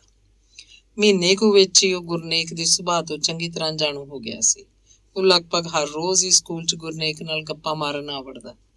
ਆਪਣੇ ਰੰਗੀਨ ਹਾਦਸੇ ਗੁਰਨੇਕ ਨੂੰ ਸੁਣਾਉਂਦਾ, ਉਹਨੂੰ ਆਪਣੀ ਕਵਿਤਾ ਸੁਣਾਉਣ ਲਈ ਕਹਿੰਦਾ ਤੇ ਖੂਬ ਸੁਣਾਉਂਦਾ। ਗੁਰਨੇਕ ਨੂੰ ਵੀ ਉਹਦੀ ਉਡੀਕ ਰਹਿੰਦੀ, ਪਰ ਉਹ ਸਕੂਲ ਦਾ ਸਮਾਂ ਬਰਬਾਦ ਹੋਣ ਦੀ ਵੀ ਚਿੰਤਾ ਕਰਦਾ। ਕਿਧਰੇ ਕਰਮਚੰਦ ਚੈਕਿੰਗ ਤੇ ਹੀ ਨਾ ਵੱਜੇ, ਉਹ ਸੋਚਦਾ, ਪਰ ਮੁਖਤਿਆਰ ਉਹਨੂੰ ਬੇਫਿਕਰ ਹੋਣ ਲਈ ਆਖਦਾ। ਗੁਰਨੇਕ ਬਾਈ ਸਿਆਂ, ਤੂੰ ਭੋਰਾ ਫਿਕਰ ਨਾ ਕਰਿਆ ਕਰ। ਆਪਣੀ ਸਰਕਾਰੀ ਦਰਬਾਰੇ ਵਾਹਵਾ ਪੈਂਠ ਹੈ। ਆਪਾਂ ਤੇਲ ਚੋਂ ਕੌਡੀ ਕਿਹੜਾ ਨਾ ਚੁੱਕ ਦੀਏ। ਉਹ ਇਹੋ ਜਿਹੀਆਂ ਫੜਾ ਮਾਰਦਾ। ਗਰਮੀਆਂ ਦੇ ਦਿਨਾਂ 'ਚ ਮੀਂਹ ਪੈ ਚੁੱਕਾ ਸੀ। ਬੱਦਲ ਅਜੇ ਵੀ ਆਕਾਸ਼ 'ਚ ਆ ਜਾ ਰਹੇ ਸਨ। ਧੀਮੀ ਧੀਮੀ ਹਵਾ ਰੁਮਕ ਰਹੀ ਸੀ। ਪਹਿਲੇ ਪਹਿਲੇ ਮੀਂਹ ਹੋਣ ਕਰਕੇ ਧਰਤੀ ਵਿੱਚੋਂ ਮਨ ਨੂੰ ਨਸ਼ਿਆਉਣ ਵਾਲੀ ਖੁਸ਼ਬੂ ਆ ਰਹੀ ਸੀ। ਗੁਰਨੇਕ ਸਕੂਲ ਦੀ ਛੁੱਟੀ ਪਿੱਛੋਂ ਸਕੂਲ ਦੇ ਬਾਕੀ ਨਿੱਕੇ ਮੋਟੇ ਕੰਮ ਖਤਮ ਕਰਕੇ ਸਾਈਕਲ ਚੁੱਕ ਕੇ ਤੁਰਨ ਹੀ ਲੱਗਾ ਸੀ ਕਿ ਦੂਰੋਂ ਮੁਖਤਿਆਰ ਦੇ ਮੋਟਰਸਾਈਕਲ ਦੀ ਆਵਾਜ਼ ਸੁਣਾਈ ਦਿੱਤੀ। ਮੁਖਤਿਆਰ ਧੂੜਾਂ ਪੱਟਦਾ ਉਹਦੇ ਸਾਹਮਣੇ ਆ ਖੜੋਤਾ। ਕਿਵੇਂ ਆ ਮਾਟਰਾ? ਅੱਜ ਤਾਂ ਮੌਸਮ ਵਾਲੀ ਬਹਿ ਜਾ ਹੋਈ ਪਈ ਆ, ਹੈਨਾ? ਖੇਡਦੀ ਕਾਟੋ ਫੁੱਲਾਂ ਤੇ। ਯਾਰ ਕੋਈ ਨਾ ਕੋਈ ਖੂਹ ਪੁੱਟਣਾ ਪਊ ਅੱਜ। ਕਿਉਂ, ਹੈ ਇਰਾਦਾ? ਮੁਖਤਿਆਰ ਚੱਕਵੇਂ ਜੋੜਾਂ ਤੇ ਸੀ। ਮੈਂ ਸੋਚਦਾ ਸੀ ਘਰੇ ਪਹੁੰਚੀਏ, ਫਿਰ ਕਿਧਰੇ ਮੀਂਹ। ਉਹ ਛੱਡ ਯਾਰ, ਤੂੰ ਬੈਠ ਕੇ ਰਾ ਮੇਰੇ ਪਿੱਛੇ, ਤੈਨੂੰ ਕਰਾਵਾਂ ਇੰਦਰ ਦੇ ਖਾੜੇ ਦੀ ਸੈਰ। ਬਸ ਬਹਿ ਜਾ ਤੂੰ। ਨਹੀਂ, ਫੇਰ ਕਦੀ ਸਹੀ, ਗੁਰਨੇਕ ਨੇ ਸੰਗਦਿਆਂ ਕਿਹਾ। ਲੈ ਯਾਰੀ ਫਿਰ ਟੱਟੂ ਦੀ ਹੈ। ਤੂੰ ਦੇਖ ਤਾਂ ਸਹੀ, ਅੱਜ ਤਾਂ ਆਪਾਂ ਜੜ ਦਿਆਂਗੇ ਕੋਕੇ। ਚੱਲ ਛੇਤੀ ਕਰ ਯਾਰ, ਐਂ ਢਿੱਲਾ ਜਿਹਾ ਨਾ ਹੋ। ਨਾ ਜਾਣਾ ਕਿੱਥੇ ਹੈ? ਵਾਹ ਏ ਬਾਈ ਸਿਆਂ, ਅਸ਼ਕੇ ਤੇਰੇ। ਕਹਿੰਦਾ ਜਾਣਾ ਕਿੱਥੇ ਹੈ? ਉਹ ਤੂੰ ਸਾਈਕਲ ਰੱਖ ਸਕੂਲ 'ਚ ਤੇ ਬੈਠ ਮੇਰੇ ਪਿੱਛੇ। ਪੁੱਛੀਦਾ ਨਹੀਂ ਹੁੰਦਾ ਵੀ ਜਾਣਾ ਕਿੱਥੇ ਹੈ। ਗੁਰਨੇਕ ਕੋਲੋਂ ਮੁਖਤਿਆਰ ਨੂੰ ਨਾ ਕੀਤੀ ਗਈ। ਉਹਨੂੰ ਥੋੜਾ ਡਰ ਜਿਹਾ ਵੀ ਲੱਗ ਰਿਹਾ ਸੀ, ਪਰ ਉਹਦਾ ਜੀਅ ਵੀ ਕਰਦਾ ਸੀ ਜਾਣ ਨੂੰ। ਉਹਨਾਂ ਨੇ ਮੰਡੀਓਂ ਠੇਕੇ ਤੇ ਜਾ ਕੇ ਪਹਿਲਾਂ ਬੋਤਲ ਲਈ, ਫਿਰ ਉਹ ਨਹਿਰੀ ਕੋਠੀ ਆ ਗਏ। ਸਤਿ ਸ਼੍ਰੀ ਅਕਾਲ ਸਾਹਿਬ, ਸੋਨ ਬਹਾਦਰ ਨੇ ਨਲਕੇ ਤੋਂ ਪਾਣੀ ਦੀ ਬਾਲਟੀ ਭਰਦਿਆਂ ਕਿਹਾ। ਓਏ ਤੇਰਾ ਸਾਹਿਬ ਕਿੱਥੇ ਹੈ? ਸਾਹਿਬ ਜੀ तो रेबाड़ी गए हुए हैं जी। अच्छा, ਅੱਜ ਫਿਰ ਤੂੰ ਇਕੱਲਾ ਹੀ ਹੈ ਕੋਠੀ 'ਚ? ਹਾਂਜੀ ਸਾਹਿਬ ਜੀ। ਸੋਨ ਬਹਾਦਰ ਨੇ ਪਾਣੀ ਦੇ 2 ਗਲਾਸ ਉਹਨਾਂ ਦੇ ਅੱਗੇ ਪਏ ਮੇਜ਼ ਤੇ ਲਿਆ ਰੱਖੇ। ਔਰ ਕਿਆ ਲਾਊਂ ਸਾਹਿਬ ਜੀ? ਸੋਨਿਆ, ਤੂੰ ਫਿਰ ਐਂ ਕਰ ਵੀ ਇੱਕ ਤਾਂ ਉਹ ਮੁਰਗਾ ਫੜ ਕੇ ਝਟਕਾ ਲੈ। ਤੈਨੂੰ ਬਣਾਉਂਦੇ ਨੂੰ ਘੰਟਾ ਡੂਢ ਤਾਂ ਲੱਗ ਹੀ ਜਾਊ, ਤੇ ਉਹਨੇ ਚਿਰ ਨੂੰ ਸਾਨੂੰ ਇੱਕ ਜੱਗ ਪਾਣੀ ਦਾ ਦੇ ਜਾ। ਨਾਲੇ ਲਿਆ ਦੇ ਗਲਾਸ ਤੇ ਨਾਲੇ ਅਚਾਰ ਤੇ ਗੰਢੇ ਚੀਰ ਕੇ ਦੇ ਜਾ ਫਟਾਫਟ। ਠੀਕ ਹੈ ਸਾਹਿਬ ਜੀ। ਮੁਖਤਿਆਰ ਨੇ 2 ਗਲਾਸਾਂ 'ਚ ਸ਼ਰਾਬ ਪਾਈ ਤੇ ਉੱਤੋਂ ਥੋੜਾ ਪਾਣੀ ਪਾਇਆ। ਲਓ ਜੀ ਕਵੀ ਸਾਹਿਬ, ਇਹ ਪਹਿਲਾਂ ਆਪਣੀ ਯਾਰੀ ਦੇ ਨਾਲ। ਗੁਰਨੇਕ ਚੁੱਪ ਸੀ। ਉਹਨੂੰ ਕੁਛ ਓਪਰਾ ਜਿਹਾ ਲੱਗ ਰਿਹਾ ਸੀ। ਥੋੜੇ ਜਿਹੇ ਨਸ਼ੇ ਪਿੱਛੋਂ ਗੱਲਾਂ ਕਰਨ ਲੱਗ ਪਏ। ਉਹ ਯਾਰ ਕਵੀ ਸਾਹਿਬ, ਕੋਈ ਆਪਣੀ ਕਵਿਤਾ ਸਾਨੂੰ ਵੀ ਸੁਣਾ ਦਿਆ ਕਰੋ ਜਰਾ, ਮੌਸਮ ਹੋਰ ਰੰਗੀਨ ਕਰ ਦਿਓ ਯਾਰ, ਕੋਈ ਜਿਉਂਦੀ ਸੁਣਾ। ਗੁਰਨੇਕ ਨੇ 6 ਕੁ ਮਹੀਨੇ ਪਹਿਲਾਂ ਇੱਕ ਕਵਿਤਾ ਲਿਖੀ ਸੀ। ਜਦੋਂ ਵੀ ਇਹ ਕਵਿਤਾ ਲਿਖਣ ਬਹਿੰਦਾ ਤਾਂ ਉਹਦੇ ਸਰੀਰ 'ਚੋਂ ਜਿਵੇਂ ਭਾਂਬੜ ਨਿਕਲਣ ਲੱਗ ਪੈਂਦੇ, ਠੰਡੀਆਂ ਤਰੇਲੀਆਂ ਆਉਂਦੀਆਂ, ਮੁੜਕੇ ਨਾਲ ਕੱਪੜੇ ਭਿੱਜ ਜਾਂਦੇ, ਸੱਜਾ ਗੁੱਟ ਦਰਦ ਕਰਨ ਲੱਗਦਾ, ਪੀੜ ਅਸਹਿ ਹੋ ਜਾਂਦੀ, ਸਿਰ 'ਚ ਗੁਬਾਰ ਉੱਠਦੇ। 2 ਮਹੀਨੇ ਲਾ ਕੇ ਉਹ ਕਵਿਤਾ ਲਿਖ ਸਕਿਆ ਸੀ, ਪਰ ਅਜੇ ਤੱਕ ਕਿਸੇ ਨੂੰ ਸੁਣਾਉਣ ਦੀ ਹਿੰਮਤ ਨਹੀਂ ਸੀ ਕਰ ਸਕਿਆ। ਕਿਸੇ ਪਰਚੇ 'ਚ ਭੇਜਣੀ ਤਾਂ ਕੀ ਸੀ। ਗੁਰਨੇਕ ਨੂੰ ਨਸ਼ਾ ਹੁਣ ਚੜਿਆ ਤਾਂ ਹਿੰਮਤ ਬੱਝੀ। ਲੈ ਮੁਖਤਿਆਰ ਸਿਆਂ ਸੁਣ ਫੇਰ। ਧੀਆਂ ਹੁੰਦੀਆਂ ਜਿੰਦ ਮਲੂਕ, ਧੀਆਂ ਹੁੰਦੀਆਂ ਜਿੰਦ ਮਲੂਕ। ਵਾਹ ਵਾਹ, ਕਿਆ ਬਾਤ ਹੈ ਯਾਰ, ਕਿੰਨੀ ਸੂਖਮ ਗੱਲ ਹੈ। ਮੁਖਤਿਆਰ ਨੇ ਦਾਤ ਦਿੱਤੀ। ਧੀਆਂ ਨੂੰ ਜੀ ਮੋਹ ਨਹੀਂ ਕਰਨਾ, ਜਾਨ ਲੈਣੀ ਭੈੜੀ ਕਰਤੂਤ। ਧੀਆਂ ਹੁੰਦੀਆਂ ਇਹ ਤਾਂ ਸੂਖਮ ਜਿੰਦਾਂ ਲੋਕਾ, ਇੰਨੇ ਭੈੜੇ ਕਿਉਂ ਸਲੂਕ। ਧੀਆਂ ਹੁੰਦੀਆਂ ਜਿੰਦ ਮਲੂਕ। ਕੁੱਖ ਪਈ ਉਹ ਇਉਂ ਕੁਰਲਾਵੇ, ਜੰਮਣੋਂ ਪਹਿਲਾਂ ਮਰਨ ਕਿਉਂ ਆਵੇ। ਪੁੱਤ ਚੰਗੇ ਭਾਵੇਂ ਹੋਵਣ ਊਤ, ਧੀਆਂ ਹੁੰਦੀਆਂ ਜਿੰਦ ਮਲੂਕ। ਬਾਬਲ ਮੇਰੇ ਮੇਰਾ ਮੂੰਹ ਨਾ ਤੱਕਿਆ, ਮੈਂ ਤਾਂ ਉਹਦਾ ਕੁਛ ਨਾ ਚੱਕਿਆ। ਇਹ ਕਹੇ ਨੇ ਹੱਕ ਹਕੂਕ, ਧੀਆਂ ਹੁੰਦੀਆਂ ਜਿੰਦ ਮਲੂਕ। ਇਸ ਤੋਂ ਅੱਗੇ ਗੁਰਨੇਕ ਕਵਿਤਾ ਨਾ ਪੜ੍ਹ ਸਕਿਆ। ਕਵਿਤਾ ਦੀਆਂ ਇਹ ਲਾਈਨਾਂ ਪੜ੍ਹਦਿਆਂ ਉਹਦੀਆਂ ਭੁੱਬਾਂ ਨਿਕਲ ਗਈਆਂ। ਲੈ ਦੱਸ ਯਾਰ, ਇਹ ਹੈ ਤਾਂ ਕਵਿਤਾ ਹੀ ਨਾ, ਇਹਦੇ 'ਚ ਰੋਣ ਵਾਲੀ ਕਿਹੜੀ ਗੱਲ ਹੈ। ਇਹ ਤਾਂ ਸੱਚਾਈ ਬਿਆਨ ਕੀਤੀ ਹੈ ਤੂੰ। ਪਿੰਡਾਂ 'ਚ ਕਈ ਲੋਕ ਕੁੜੀਆਂ ਨੂੰ ਜੰਮਣ ਸਾਰ ਮਾਰ ਦਿੰਦੇ ਆ। ਹੁਣ ਤਾਂ ਕਹਿੰਦੇ ਆ ਕੁੜੀਆਂ ਮੁੰਡਿਆਂ ਨਾਲੋਂ ਗਿਣਤੀ 'ਚ ਵੀ ਘੱਟ ਗਈਆਂ। ਤੇ ਮੇਰੇ ਸਹੁਰਿਆਂ ਕੰਨੀ ਇੱਕ ਪਿੰਡ ਹੈ, ਉਹਨੂੰ ਆਲੀ ਕੁੜੀ ਮਾਰਾਂ ਦੇ ਪਿੰਡਾਂ ਦੀ ਪਈ ਹੋਈ ਹੈ। ਅਸਲੀ ਨਾਂ ਤਾਂ ਪਿੰਡ ਦਾ ਕੋਈ ਹੋਰ ਹੈ, ਪਰ ਜੇ ਕੋਈ ਕੁੜੀ ਮਾਰਾਂ ਦਾ ਪਿੰਡ ਆ ਕੇ ਰਾਹ ਪੁੱਛੇ ਤਾਂ ਆਲੇ ਦੁਆਲੇ ਦੇ ਪਿੰਡਾਂ ਵਾਲੇ ਲੋਕ ਝੱਟ ਦੱਸ ਦਿੰਦੇ ਆ। ਚੱਲ ਛੱਡ ਯਾਰ, ਇਹ ਭੈੜੀ ਦੁਨੀਆ ਤੋਂ ਆਪਾਂ ਕੀ ਲੈਣਾ। ਆਪਾਂ ਤਾਂ ਆਏ ਸੀ ਵੀ ਚਾਰ ਰੰਗ ਬਿਰੰਗੀਆਂ ਗੱਲਾਂ ਕਰਾਂਗੇ, ਤੂੰ ਤਾਂ ਗੱਲ ਹੋਰ ਹੀ ਪਾਸੇ ਲੈ ਗਿਆ। ਲੈ ਫੜ, ਆ ਥੋੜ੍ਹੀ ਜਿਹੀ ਹੋਰ ਪੀਂਦੇ ਆਪਾਂ। ਪਹਿਲਾ ਨਸ਼ਾ ਤਾਂ ਕਿਧਰੇ ਗਿਆ। ਮੁਖਤਿਆਰ ਨੇ ਗੱਲ ਹੋਰ ਪਾਸੇ ਤੋਰਨੀ ਚਾਹੀ। ਸ਼ਾਬ ਖਾਣਾ ਲਾਊਂ? ਇਹਨੇ 'ਚ ਸੋਨ ਬਹਾਦਰ ਨੇ ਆ ਕੇ ਪੁੱਛਿਆ। ਵਾਹ ਓਏ ਤੇਰੇ ਸੋਨ ਬਹਾਦਰਾ, ਤੇਰਾ ਵੀ ਜਵਾਬ ਨਹੀਂ। ਐਨ ਇੱਕ ਟੰਗ ਤੇ ਖੜਾ। ਲੈ ਫੇਰ ਤੂੰ ਐਂ ਕਰ ਬਈ, ਪਹਿਲਾਂ ਸਾਨੂੰ ਥੋੜਾ ਜਿਹਾ ਮੁਰਗਾ ਪਾ ਕੇ ਲਿਆ ਇੱਕ ਪਲੇਟ 'ਚ, ਤੇ ਫਿਰ ਅੱਧੇ ਕੁ ਘੰਟੇ ਪਿੱਛੋਂ ਰੋਟੀ ਨਾਲ ਬਾਕੀ ਦਾ ਮੁਰਗਾ ਲੈ ਆਈ। ਠੀਕ ਹੈ ਸ਼ਾਬ? ਉਹ ਖੜ ਜਾ ਕੇਰਾਂ, ਗੱਲ ਸੁਣ, ਆ ਲੈ ਫੜ, ਐਸ਼ ਕਰ। ਮੁਖਤਿਆਰ ਨੇ ਉਹਨੂੰ 5 ਦਾ ਨੋਟ ਫੜਾਉਂਦਿਆਂ ਕਿਹਾ। ਹੈਂ, 5 ਰੁਪਈਏ? ਗੁਰਨੇਕ ਹੈਰਾਨ ਹੋਇਆ ਸੋਚ ਰਿਹਾ ਸੀ। ਨਹੀਂ ਸ਼ਾਬ, ਰਹਿਣੇ ਦੋ, ਤੂੰ ਫੜਤਾ ਸਹੀ, ਅਜੇ ਤਾਂ ਤੇਰੇ ਕੋਲੋਂ ਅਸੀਂ ਹੋਰ ਵੀ ਕੰਮ ਲੈਣੇ ਆ। ਸੋਨ ਬਹਾਦਰ 5 ਦਾ ਨੋਟ ਜਦੋਂ ਆਪਣੀ ਨਿੱਕਰ ਦੀ ਜੇਬ 'ਚ ਪਾ ਕੇ ਮੁੜਿਆ ਤਾਂ ਮੁਖਤਿਆਰ ਦੀ ਨਿਗਾਹ ਉਹਦੀਆਂ ਗੋਰੀਆਂ ਲੱਤਾਂ ਤੇ ਪਈ। ਸਾਲੇ ਦੀਆਂ ਲੱਤਾਂ ਦੇਖ ਓਏ ਕਿੰਨੀਆਂ ਕੂਲੀਆਂ, ਜਮਾਂ ਕੁੜੀਆਂ ਵਰਗੀਆਂ ਹੈ ਕਿ ਨਹੀਂ ਨੇਕ ਬਾਈ? ਹਾਂ, ਉਹ ਤਾਂ ਮੁੰਡਾ ਸਾਊ ਹੈ। ਗੁਰਨੇਕ ਨੇ ਗੱਲ ਸਾਂਝੀ ਕੀਤੀ। ਲੈ ਫਿਰ ਇਸ ਖੁਸ਼ੀ 'ਚ ਆਪਾਂ ਇੱਕ ਇੱਕ ਹਾੜਾ ਹੋਰ ਲੈਂਦੇ ਹਾਂ। ਮੁਖਤਿਆਰ ਨੇ ਇਸ ਵਾਰ ਦੋਵੇਂ ਗਲਾਸ ਅੱਧੇ ਭਰ ਲਏ। ਅਜੇ ਉਹਨੇ ਥੋੜਾ ਥੋੜਾ ਪਾਣੀ ਗਲਾਸਾਂ 'ਚ ਪਾਇਆ ਹੀ ਸੀ ਕਿ ਗੁਰਨੇਕ ਨੂੰ ਪਤਾ ਨਹੀਂ ਕੀ ਸੁੱਝੀ। ਉਹ ਗਲਾਸ ਚੱਕ ਕੇ ਇੱਕੋ ਵਾਰੀ ਚੀਗ ਲਾ ਕੇ ਪੀ ਗਿਆ ਤੇ ਮੂੰਹ ਕੁਸਾਲਾ ਜਿਹਾ ਕਰਕੇ ਉਹਨੇ ਪਹਿਲੀ ਧੁੜਤੜੀ ਜਿਹੀ ਲਈ ਤੇ ਫਿਰ ਮੁਰਗੇ ਦੀ ਟੰਗ ਚੱਕ ਕੇ ਖਾਣ ਲੱਗ ਪਿਆ। ਵਾਹ ਓਏ ਬਾਈ ਸਿਆਂ, ਅੱਜ ਤਾਂ ਤੂੰ ਕਮਾਲਾਂ ਕਰੀ ਜਾਣਾ। ਮੈਨੂੰ ਨਹੀਂ ਸੀ ਪਤਾ ਵੀ ਤੂੰ ਛੁਪਿਆ ਰੁਸਤਮ ਹੈ। ਮੁਖਤਿਆਰ ਨੇ ਨੇਕ ਦੀ ਤਾਰੀਫ ਕੀਤੀ। ਬਾਈ ਮੁਖਤਿਆਰੇ, ਗੱਲ ਇਹ ਹੈ ਵੀ ਜੇ ਆਪਦੀ ਆਈ ਤੇ ਆ ਜਾਈਏ, ਫੇਰ ਆਪਾਂ ਕਿਸੇ ਰਾਣੀ ਖਾਂ ਦੇ ਸਾਲੇ ਦੀ ਭੈਣ। ਗੁਰਨੇਕ ਨੂੰ ਬਹੁਤ ਨਸ਼ਾ ਹੋ ਚੁੱਕਾ ਸੀ। ਉਹਦੀਆਂ ਅੱਖਾਂ ਜਿਵੇਂ ਤਾੜੇ ਲੱਗੀਆਂ ਹੋਣ। ਉਹ ਹੌਲੀ ਹੌਲੀ ਅੱਖਾਂ ਝਪਕਦਾ ਬੋਲ ਰਿਹਾ ਸੀ। ਚੱਲ ਫਿਰ ਹੁਣ ਰੋਟੀ ਖਾਈਏ।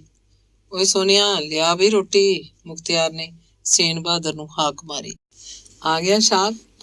ਸੋਨ ਬਹਾਦਰ 2-3 ਗੇੜਿਆਂ 'ਚ ਰੋਟੀ ਪਾਣੀ, ਮੁਰਗੇ ਵਾਲਾ ਪਤੀਲਾ, ਅਚਾਰ ਤੇ ਹੋਰ ਨਿੱਕ ਸੁੱਖ ਰੱਖ ਗਿਆ। ਹਰ ਵਾਰੀ ਮੁਖਤਿਆਰ ਉਹਨੂੰ ਲਾਲਚੀ ਖਾ ਜਾਣ ਵਾਲੀਆਂ ਅੱਖਾਂ ਨਾਲ ਵੇਖਦਾ, ਖਾਸ ਕਰ ਜਦੋਂ ਮੇਜ਼ ਤੇ ਚੀਜ਼ਾਂ ਰੱਖ ਕੇ ਮੁੜਦਾ। ਯਾਰ ਨੇਕ ਸਿਆਂ, ਇਹ ਤਾਂ ਭੈਣ ਦੇਣੇ ਦਾ ਬਾਹਲੀ ਖਿੱਚ ਪਾਉਂਦਾ ਹੈ। ਕੀ ਖਿੱਚ? ਉਹਨਾਂ ਨੇ ਕੁਝ ਰੋਟੀ ਖਾਧੀ, ਕੁਝ ਖਰਾਬ ਕੀਤੀ, ਹੱਥ ਵੀ ਚੰਗੀ ਤਰ੍ਹਾਂ ਨਾਲ ਧੋਤੇ। ਮੁਖਤਿਆਰ ਨੂੰ ਜਿਵੇਂ ਕਿਸੇ ਗੱਲ ਦੀ ਕਾਹਲੀ ਹੋਵੇ। ਓਏ ਸੋਨਿਆ, ਤੇਰੇ ਸਾਹਿਬ ਦਾ ਕਮਰਾ ਕਿੱਧਰ ਹੈ ਓਏ? ਇਹ ਸ਼ਾਬ, ਉਹ ਸਾਹਮਣੇ। ਚੱਲ ਦਿਖਾ। नेक भाई, आजा तू भी, तेनू कराइए ऐश माड़ी जी। शाब, ये शाब का बिस्तर और वो गुसल खाना। मुख्तियार ने सोन बहादुर दी बांह फड़ ली। ओए पहला तू अपनी नीकर जी ला। क्यों शाब? सोन बहादुर डर गया। वो तेनू कह ला, साला क्यों दा। सोन बहादुर रोन लग पिया। मुख्तियार ने ओदी खिच के एक चपेड़ मारी। वो एकदम ठठंबर गया ते गुम समझिया होके चुप कर गया। उन्हें डर दे मारे ने कंबदियां निकर लाती। चुप करके मुद्दा होके आओ, पै जा मंजे ते, नहीं तो जान कढ़ दूं। सोन बहादुर डरियां अखां नाल मुख्तियार वल झाकदा मंजे ते मुद्दा जा पिया। लो जी नेक भाई साहब, करो ऐश इंदर दे खाड़े दी। मैं की नहीं यार, गुरनेक नशे चन्ना हो चुका सी। मुख्तियार कमरे दा बूहा भेड़ के बाहर आ गया। जदों कुछ चिर पिछों डिगदा ढांदा नेक बूहा खोल के बाहर आया तो मुख्तियार बोतल च पई बाकी शराब पी चुका सी। क्यों बाई, ले ले स्वर्गां दे झूटे? ਬਾਈ ਉਹ ਤਾਂ ਠੀਕ ਹੈ, ਪਰ ਹੁਣ ਆਪਾਂ ਜਾਣਾ ਕਿੱਧਰ? ਤੂੰ ਬੈਠ ਇੱਥੇ ਮਾੜਾ ਜਿਹਾ, ਮੈਂ ਵੀ ਜੀ ਕਰਾਰਾ ਕਰਿਆ ਵਾ। ਗੁਰਨੇਕ ਨੂੰ ਅਗਲੇ ਦਿਨ ਕੁਝ ਯਾਦ ਨਹੀਂ ਸੀ ਕਿ ਕਿਵੇਂ ਉਹਨੂੰ ਮੁਖਤਿਆਰ ਆਪਣੇ ਮੋਟਰਸਾਈਕਲ ਤੇ ਸਕੂਲ ਲੈ ਕੇ ਗਿਆ, ਕਦੋਂ ਉਹਨੇ ਆਪਣਾ ਸਾਈਕਲ ਚੱਕਿਆ, ਕਦੋਂ ਉਹ ਘਰ ਪਹੁੰਚਿਆ। ਅਗਲੇ ਦਿਨ ਉਹ ਸਕੂਲ ਨਾ ਜਾ ਸਕਿਆ। ਬੱਚੇ ਸਕੂਲ ਆ ਕੇ ਘਰੋਂ ਘਰੀ ਮੁੜ ਗਏ। ਤੁਸੀਂ ਜੀ ਰਾਤ ਕਿੱਥੋਂ ਪੀ ਪੂ ਕੇ ਆਏ ਸੀ? ਬਸੰਤ ਨੇ ਸਵੇਰੇ ਚਾਹ ਦਾ ਗਲਾਸ ਫੜਾਉਂਦਿਆਂ ਖਿੱਚ ਕੇ ਗੁਰਨੇਕ ਨੂੰ ਪੁੱਛਿਆ। ਉਹ ਐਵੇਂ ਪਿੰਡ 'ਚ ਕਿਸੇ ਦੇ ਵਿਆਹ ਸੀ, ਮੁਖਤਿਆਰ ਐਵੇਂ ਬਸ ਮੱਲੋ ਜੋਰੀ ਫੜ ਕੇ ਲੈ ਗਿਆ। ਹੋਰ ਕਿੱਥੋਂ ਪੀਣੀ ਸੀ? ਕਿਉਂ ਤੁਸੀਂ ਕੋਈ ਜਵਾਕ ਤਾਂ ਨਹੀਂ ਸੀ ਵੀ ਅਗਲਿਆਂ ਨੇ ਮੱਲੋ ਜੋਰੀ ਪਿਆਤੀ? ਸਾਰੀ ਰਾਤ ਉਲਟੀਆਂ ਧੋਂਦੀ ਮੈਂ ਖੱਪ ਗਈ। ਬਸੰਤ ਨੂੰ ਗੁਰਨੇਕ ਤੇ ਗੁੱਸਾ ਸੀ। ਹੇ ਆ ਲਓ ਮਹਾਰਾਜ, ਆਪਾਂ ਫੜੇ ਕੰਨ, ਗਾਹਾਂ ਨੂੰ ਕਦੇ ਉਧਰ ਝਾਕ ਵੀ ਗਿਆ ਤਾਂ ਆਖੀ। ਗੁਰਨੇਕ ਨੇ ਕੰਨ ਫੜਦਿਆਂ ਸ਼ਰਾਰਤੀ ਅੱਖਾਂ ਨਾਲ ਬਸੰਤ ਨੂੰ ਖੁਸ਼ ਕਰਨਾ ਚਾਹਿਆ। ਰਹਿਣ ਦਿਓ ਤੁਸੀਂ ਆਪਦੀਆਂ ਚਲਾਕੀਆਂ ਨੂੰ। ਬਸੰਤ ਦਾ ਗੁੱਸਾ ਉਤਰ ਚੁੱਕਾ ਸੀ। ਗੁਰਨੇਕ ਆਪਣੀ ਕਰਤੂਤ ਲੁਕਾਉਣ 'ਚ ਕਾਮਯਾਬ ਹੋ ਗਿਆ ਸੀ। ਧੰਨਵਾਦ। ਚੌਥੀ ਕਿਸ਼ਤ। ਲੁਧਿਆਣੇ ਪੜ੍ਹਦਿਆਂ ਜਿੱਥੇ ਚਰਨਜੀਤ ਨੂੰ ਆਪਣੇ ਘਰ ਦੇ ਯਾਦ ਆਉਂਦੇ, ਉੱਥੇ ਮਾਸਟਰ ਸਾਧੂ ਰਾਮ ਦੀਆਂ ਗੱਲਾਂ ਉਹਨੂੰ ਬਾਰ-ਬਾਰ ਚੇਤੇ ਆਉਂਦੀਆਂ। ਗੁਰਨੇਕ ਹਰ ਹਫ਼ਤੇ ਉਹਨੂੰ 5 ਪੈਸੇ ਦਾ ਕਾਰਡ ਜ਼ਰੂਰ ਲਿਖਦਾ। ਕਾਰਡ ਦਾ ਹਰੇਕ ਕੋਨਾ ਤੇ ਖਾਲੀ ਥਾਵਾਂ ਨਿੱਕੀਆਂ-ਨਿੱਕੀਆਂ ਗੱਲਾਂ ਨਾਲ ਭਰੇ ਹੁੰਦੇ। ਕਦੇ ਕਦਾਈਂ ਲੰਮੀ ਚਿੱਠੀ ਲਿਫਾਫੇ 'ਚ ਲਿਖ ਭੇਜਦਾ। ਚਰਨਜੀਤ ਉਹਨੂੰ ਉਹਦੀਆਂ ਚਿੱਠੀਆਂ ਦਾ ਲਗਾਤਾਰ ਜਵਾਬ ਦੇਣ ਦੀ ਪੂਰੀ ਕੋਸ਼ਿਸ਼ ਕਰਦਾ, ਪਰ ਜਿਸ ਚਿੱਠੀ 'ਚ ਉਹਨਾਂ ਦੇ ਮਾਂ-ਪਿਓ ਬਾਰੇ ਬੁਰਾ ਭਲਾ ਲਿਖਿਆ ਹੁੰਦਾ, ਉਹਦਾ ਜਵਾਬ ਉਹ ਨਾ ਦਿੰਦਾ। ਉਹੋ ਜਿਹੀਆਂ ਚਿੱਠੀਆਂ ਪੜ੍ਹ ਕੇ ਉਹਨੂੰ ਮਾਨਸਿਕ ਤਕਲੀਫ ਹੁੰਦੀ, ਪਰ ਉਹ ਭੁਲਾਉਣ ਦੀ ਕੋਸ਼ਿਸ਼ ਕਰਦਾ। ਆਪਣੀ ਪੜ੍ਹਾਈ 'ਚ ਮਨ ਲਾਉਂਦਾ, ਰੱਜ ਕੇ ਮਿਹਨਤ ਕਰਦਾ। ਇੱਕ ਦਿਨ ਹਸਪਤਾਲ 'ਚ ਇੱਕ ਮਰੀਜ਼ ਗੁਜ਼ਰ ਗਿਆ। ਉਹਦੇ ਰਿਸ਼ਤੇਦਾਰ ਰੋਣ ਪਿੱਟਣ ਲੱਗ ਪਏ। ਬੜਾ ਸੋਗਮਈ ਮਾਹੌਲ ਸੀ। ਉਹਨਾਂ ਨੂੰ ਦਿਲਾਸੇ ਦੇ ਰਿਹਾ ਸੀ ਤਾਂ ਮਾਸਟਰ ਸਾਧੂ ਰਾਮ ਉਹਦੇ ਸਾਹਮਣੇ ਆ ਖੜੋਤਾ। ਉਹਨੂੰ ਲੱਗਾ ਜਿਵੇਂ ਉਹਨੂੰ ਉਹ ਆਪਣੇ ਸੱਜੇ ਹੱਥ ਦੀ ਉਂਗਲ ਉੱਤੇ ਚੁੱਕ ਕੇ ਆਦਤ ਅਨੁਸਾਰ ਕਹਿ ਰਹੇ ਹੋਵੇ, ਬੇਟਾ ਇਹ ਤਾਂ ਇਸ ਸੰਸਾਰ ਦੀ ਆਈ ਚਲਾਈ ਹੈ। ਚਰਨਜੀਤ ਨੇ ਹਸਪਤਾਲ ਦੇ ਇੱਕ ਬੈਂਚ ਤੇ ਬਹਿ ਕੇ ਜੇਬ 'ਚੋਂ ਇੱਕ ਕਾਗਜ਼ ਕੱਢਿਆ ਤੇ ਉੱਤੇ ਲਿਖਣਾ ਸ਼ੁਰੂ ਕੀਤਾ। ਮੌਤ, ਡਰ, ਲਾਲਚ, ਬੁਢਾਪਾ, ਵਿਆਹ, ਪਰਿਵਾਰ, ਰਿਸ਼ਤੇ, ਜ਼ਿੰਦਗੀ ਦੇ ਮਕਸਦ। ਉਹ ਸੋਚ ਰਿਹਾ ਸੀ ਕਿ ਇਹਨਾਂ ਸਾਰਿਆਂ ਬਾਰੇ ਉਹ ਆਪਣੇ ਚਾਚਾ ਜੀ ਨੂੰ ਅਗਲੀਆਂ ਛੁੱਟੀਆਂ 'ਚ ਜ਼ਰੂਰ ਪੁੱਛੇਗਾ। ਮਹੀਨੇ ਕੁ ਪਿੱਛੋਂ ਜਦੋਂ ਕੁਝ ਦਿਨਾਂ ਦੀਆਂ ਛੁੱਟੀਆਂ ਮਿਲੀਆਂ ਤਾਂ ਚਰਨਜੀਤ ਨੇ ਮਾਸਟਰ ਜੀ ਦੇ ਜਾ ਪੈਰ ਛੂਏ। ਚਾਚਾ ਜੀ ਪੈਰੀ ਪੈਣਾ। ਉਹ ਬੇਟੇ ਤੇਰੀ ਥਾਂ ਉੱਥੇ ਨਹੀਂ ਇੱਥੇ ਆ, ਕਹਿੰਦਿਆਂ ਮਾਸਟਰ ਜੀ ਨੇ ਉਹਨੂੰ ਮੋਢਿਆਂ ਤੋਂ ਫੜ ਕੇ ਆਪਣੀ ਹਿੱਕ ਨਾਲ ਲਾ ਲਿਆ, ਜਿਵੇਂ ਦੋਹਾਂ ਨੂੰ ਸਾਰੀ ਦੁਨੀਆ ਦਾ ਨਿੱਘ ਤੇ ਪਿਆਰ ਮਿਲ ਗਿਆ ਹੋਵੇ। ਮਾਸਟਰ ਜੀ ਅੱਖਾਂ ਪੂੰਝਦੇ ਬੋਲੇ, ਹੋਰ ਬੇਟੇ ਤੂੰ ਠੀਕ ਹੈ? ਤੇਰੀ ਪੜ੍ਹਾਈ ਪੂਰੀ ਹੋ ਗਈ? ਹਾਂਜੀ ਚਾਚਾ ਜੀ, ਬਸ ਅਗਲੇ ਮਹੀਨੇ ਇਮਤਿਹਾਨਾਂ ਵਿੱਚੋਂ ਕੁਝ ਦਿਨਾਂ ਮਗਰੋਂ ਇੰਟਰਨਸ਼ਿਪ ਸ਼ੁਰੂ ਹੋ ਜਾਣੀ ਹੈ। ਹਸਪਤਾਲ ਦੇ ਸੁਪਰਡੈਂਟ ਨੇ ਸਾਨੂੰ ਕੁਝ ਮੁੰਡਿਆਂ ਨੂੰ ਕਾਲਜ ਵਾਲੇ ਹਸਪਤਾਲ 'ਚ ਇੰਟਰਨਸ਼ਿਪ ਕਰਨ ਲਈ ਜ਼ਬਾਨੀ ਪਹਿਲਾਂ ਹੀ ਆਖ ਦਿੱਤਾ। ਵਾਹ, ਫਿਰ ਤਾਂ ਹੋਰ ਵੀ ਚੰਗੀ ਬਾਤ ਹੋ ਗਈ। ਆ ਬੈਠ ਮੇਰੇ ਪਾਸ, ਇਹ ਇੱਥੇ। ਹਾਂ ਕਮਲਾ, ਕਮਲਾ ਦੇਖ ਕੌਣ ਆਇਆ। ਲਿਆ ਕੁਛ ਬੇਟੇ ਲਈ ਖਾਣ ਪੀਣ ਨੂੰ। ਨਹੀਂ ਚਾਚਾ ਜੀ, ਕਿਸੇ ਚੀਜ਼ ਦੀ ਲੋੜ ਨਹੀਂ, ਮੈਂ ਤੁਹਾਡੇ ਲਈ ਆ ਇੱਕ ਨਿੱਕੀ ਜਿਹੀ ਚੀਜ਼ ਲਿਆਇਆ। ਕਹਿੰਦਿਆਂ ਚਰਨਜੀਤ ਨੇ ਮਾਸਟਰ ਜੀ ਨੂੰ ਪਲਾਸਟਿਕ ਦੀ ਇੱਕ ਲੰਮੀ ਤੇ ਪਤਲੀ ਜਿਹੀ ਡੱਬੀ ਫੜਾਈ। ਹੈ ਕਿਆ ਹੈ ਬਈ? ਇਸ ਮਾਂ। ਜਦੋਂ ਮਾਸਟਰ ਜੀ ਨੇ ਡੱਬੀ ਖੋਲੀ ਤਾਂ ਉਸ 'ਚ ਇੱਕ ਸੁਨਹਿਰੀ ਰੰਗ ਦਾ ਪੈਨ ਸੀ। ਕਮਲਾ ਇੱਕ ਪਲੇਟ 'ਚ ਬਰਫੀ ਤੇ ਚਾਹ ਲੈ ਕੇ ਆ ਗਈ। ਚਰਨਜੀਤ ਨੇ ਕਮਲਾ ਦੇ ਵੀ ਪੈਰੀਂ ਹੱਥ ਲਾਏ। ਭਾਈ ਸਾਨੂੰ ਤਾਂ ਤੇਰੀ ਬੜੀ ਉਡੀਕ ਰਹਿੰਦੀ ਆ। ਕਮਲਾ ਨੇ ਮਾਵਾਂ ਵਰਗੀ ਭਿੱਜੀ ਮਮਤਾ ਨਾਲ ਉਹਦਾ ਸਿਰ ਪਲੋਸਦਿਆਂ ਕਿਹਾ। ਆਹ ਦੇਖ ਕਮਲਾ, ਚਰਨੀ ਮੇਰੇ ਵਾਸਤੇ ਕਿਆ ਲਿਆਇਆ। ਮਾਸਟਰ ਜੀ ਪੈਨ ਵੇਖ ਵੇਖ ਬੜੀ ਖੁਸ਼ ਹੋ ਰਹੀ ਸੀ। ਚੱਲ ਬਈ ਇਹਦੀ ਤਾਂ ਮੈਨੂੰ ਲੋੜ ਏ, ਇਹਦੀ ਬਹੁਤ। ਮਾਸਟਰ ਜੀ ਜਿਵੇਂ ਆਪਣੇ ਆਪ ਨਾਲ ਗੱਲਾਂ ਕਰਦੇ ਹੋ। ਐਤਕੀ ਤਾਂ ਬੇਟੇ ਤੈਂ ਕਈ ਮਹੀਨਿਆਂ ਮਗਰੋਂ ਗੇੜਾ ਮਾਰਿਆ, ਬਹੁਤ ਉਡੀਕ ਕਰਾਈ ਤੈਂ ਇਸ ਬਾਰੇ। ਕਮਲਾ ਨੇ ਮੋਹ ਨਾਲ ਕਿਹਾ। ਚਾਚੀ ਜੀ ਮੈਂ ਵੀ ਤਾਂ ਤੁਹਾਨੂੰ ਮਿਲਣ ਨੂੰ ਸਹਿਕਦਾ ਰਹਿਣਾ, ਖਾਸ ਕਰ ਚਾਚਾ ਜੀ ਦੀਆਂ ਗੱਲਾਂ ਤੇ ਤੁਹਾਡਾ ਪਿਆਰ ਬਹੁਤ ਖਿੱਚ ਪਾਉਂਦੇ ਆ। ਐਤਕੀ ਮੈਂ ਚਾਚਾ ਜੀ ਨਾਲ ਕੁਝ ਖਾਸ ਗੱਲਾਂ ਕਰਨੀਆਂ। ਐਸੀਆਂ ਕਿਆ ਖਾਸ ਬਾਤਾਂ ਤੈਨੇ ਕਰਨੀਆਂ ਬਈ ਮੇਰੇ ਨਾਲ? ਮਾਸਟਰ ਜੀ ਨੇ ਐਨਕ ਲਾ ਕੇ ਸਾਫ਼ ਕਰਦਿਆਂ ਪੁੱਛਿਆ। ਮੈਂ ਸੋਚਿਆ ਊਂ ਤਾਂ ਬੰਦਾ ਭੁੱਲ ਜਾਂਦਾ, ਮੈਂ ਫਿਰ ਐਤਕੀ ਲਿਸਟ ਬਣਾ ਲਈ। ਆਹ ਦੇਖੋ ਲਿਸਟ। ਉਹਨੇ ਇੱਕ ਛੋਟਾ ਜਿਹਾ ਕਾਗਜ਼ ਮਾਸਟਰ ਜੀ ਨੂੰ ਦਿੱਤਾ। ਲਿਆ ਤਾਂ ਦੇਖੀਏ ਤੇਰੀ ਲਿਸਟ, ਕਿਆ ਲਿਖਿਆ ਹੋਇਆ ਇਹਦੇ ਵਿੱਚ। ਅੱਖਾਂ ਤੋਂ ਥੋੜ੍ਹੀ ਦੂਰ ਲਿਜਾ ਕੇ ਮਾਸਟਰ ਜੀ ਨੇ ਲਿਸਟ ਪੜ੍ਹੀ। ਅੱਛਾ ਤਾਂ ਇਹਨਾਂ ਮਸਲਿਆਂ ਬਾਰੇ ਪਰ ਤੈਨੇ ਬਾਤ ਕਰਨੀ ਹੈ। ਪਹਿਲਾਂ ਲਿਖਿਆ ਹੈ ਮੌਤ। ਹਾਂਜੀ ਚਾਚਾ ਜੀ, ਮੌਤ ਲੋਕਾਂ ਦੇ ਦੁੱਖਾਂ ਦਾ ਇੱਕ ਵੱਡਾ ਕਾਰਨ ਬਣਦੀ ਹੈ। ਉਹ ਤਾਂ ਤੇਰੀ ਗੱਲ ਠੀਕ ਹੈ ਬੇਟਾ, ਪਰ ਸਾਨੂੰ ਸਭ ਨੂੰ ਇਸ ਗੱਲ ਦਾ ਗਿਆਨ ਤਾਂ ਹੋਣਾ ਚਾਹੀਦਾ ਹੈ ਬਈ ਇੱਕ ਦਿਨ ਮੌਤ ਤੋਂ ਆਉਣੀ ਹੈ। ਮਰਨਾ ਸਭ ਨੇ ਹੈ ਇੱਕ ਦਿਨ, ਹੈ ਕਿ ਨਹੀਂ? ਪਰ ਦੁਨੀਆ ਦੀ ਇਸ ਅਟੱਲ ਸੱਚਾਈ ਪਰ ਭਰੋਸਾ ਵੀ ਕੋਈ ਨਹੀਂ ਕਰਦਾ। ਕਿ ਕਰਦਾ ਕੋਈ? ਮੈਂ ਕੋਈ ਆਮ ਲੋਕਾਂ ਦੀ ਗੱਲ ਕਰ ਰਿਹਾ। ਮਾਸਟਰ ਜੀ ਨੇ ਸੱਜੇ ਹੱਥ ਦੀ ਉਂਗਲ ਉੱਚੀ ਕਰਕੇ ਸੱਚਾਈ ਬਿਆਨ ਕੀਤੀ। ਹਾਂਜੀ, ਗੱਲ ਤਾਂ ਇਹ 16 ਆਨੇ ਸਹੀ ਹੈ, ਚਰਨਜੀਤ ਨੇ ਗੱਲ ਸਮਝਦਿਆਂ ਕਿਹਾ। ਪਰ ਇੱਕ ਬਾਤ ਹੋਰ ਵੀ ਹੈ। ਮੈਂ ਫੇਰ ਕਹਿਣਾ ਬਈ ਅਸੀਂ ਸਭ ਨੇ ਇੱਕ ਨਾ ਇੱਕ ਦਿਨ ਮਰ ਜਾਣਾ, ਪਰ ਇਸ ਗੱਲ ਪਰ ਯਕੀਨ ਕੋਈ ਨਹੀਂ ਕਰਦਾ। ਔਰ ਅਗਰ ਇਹ ਗੱਲ ਸਾਡੀ ਸਮਝ ਮਾ ਚੰਗੀ ਤਰ੍ਹਾਂ ਆ ਵੀ ਜਾਵੇ ਔਰ ਅਸੀਂ ਯਕੀਨ ਕਰ ਵੀ ਲਈਏ ਤੇ ਫਿਰ ਪਤਾ ਕੀ ਹੋਊ? ਫਿਰ ਅਸੀਂ ਜੋ ਵੀ ਰੋਜ਼ਮर्रा ਜ਼ਿੰਦਗੀ ਮਾ ਕਰਦੇ ਹਾਂ ਉਹ ਕੁਝ ਹੋਰ ਹੀ ਤਰੀਕੇ ਨਾਲ ਕਰਨ ਲੱਗ ਜਾਵਾਂਗੇ। ਅਗਰ ਸਾਨੂੰ ਹਰ ਪਲ ਇਹ ਅਹਿਸਾਸ ਰਹੇ ਕਿ ਵੀ ਖਾਣ ਪੀਣ ਪਹਿਨਣ ਔਰ ਰਹਿਣ ਵਾਸਤੇ ਬਸ ਇੰਨਾ ਕੋਈ ਬਹੁਤ ਹੈ, ਕਾਫੀ ਹੈ, ਕਿਉਂਕਿ ਸਾਥ ਦਾ ਕਿਸੇ ਨੇ ਕੁਝ ਲੈ ਕੇ ਨਹੀਂ ਜਾਣਾ, ਤਾਂ ਫਿਰ ਸਾਡੀ ਜੋ ਤਮਾ ਹੈ ਜਾਂ ਕਹਿ ਲਓ ਭਟਕਣਾ ਹੈ ਜ਼ਿੰਦਗੀ ਮਾ, ਭੱਜਣਾ ਸੋ ਸਾਡੀ ਕਿਰਿਆ ਯਾਨੀ ਕਿ ਹਰ ਕੰਮ ਕਰਨ ਦਾ ਢੰਗ ਸ਼ਾਂਤੀ ਔਰ ਆਰਾਮ ਨਾਲ ਕਰਨੇ ਮਾਂ ਬਦਲ ਜਾਏਗਾ। ਤੈਨੂੰ ਤਾਂ ਪਤਾ, ਜਦ ਗੌਤਮ ਬੁੱਧ ਆਪਣੇ ਮਹਿਲਾਂ ਮਾਂ ਤੇ ਨਿਕਲ ਕੇ ਪਹਿਲੀ ਵਾਰ ਰਥ ਮਾਂ ਸਵਾਰ ਹੋ ਕੇ ਗਿਆ ਤਾਂ ਉਹਨੇ ਇੱਕ ਅਰਥੀ ਦੇਖੀ ਔਰ ਰੋਂਦੇ ਕੁਰਲਾਉਂਦੇ ਲੋਕ ਦੇਖੇ। ਬਸ ਇਸੇ ਬਾਤ ਦੀ ਖੋਜ ਨੇ ਉਹਨੂੰ ਸ਼ਹਿਜ਼ਾਦਾ ਸਿਧਾਰਥ ਤੋਂ ਗੌਤਮ ਰਿਖੀ ਬਣਾਤਾ, ਕਿਉਂਕਿ ਅਸਲ ਬਾਤ ਉਹਦੀ ਸਮਝ ਮਾ ਜੋ ਆ ਗਈ ਸੀ। ਮੈਂ ਕਿਧਰੇ ਪੜ੍ਹਿਆ ਥਾ ਕਿ ਬੁੱਧੀ ਲੋਕ ਜਾਂ ਬੁੱਧ ਧਰਮ ਨੂੰ ਮੰਨਣ ਵਾਲੇ ਲੋਕ ਇਹ ਮਹਿਸੂਸ ਕਰਦੇ ਆ ਕਿ ਜਿਵੇਂ ਉਹਨਾਂ ਦੇ ਸੱਜੇ ਮੋਢੇ ਪਰ ਇੱਕ ਪੰਛੀ ਬੈਠਾ ਉਹਨਾਂ ਤੋਂ ਪੁੱਛਦਾ ਰਹਿੰਦਾ ਹੈ, ਕਿਆ ਸਿਰਫ ਤੇਰੇ ਕੋਲ ਅੱਜ ਦਾ ਦਿਨ ਹੀ ਹੈ? ਕਿਆ ਤੂੰ ਤਿਆਰ ਹੈ?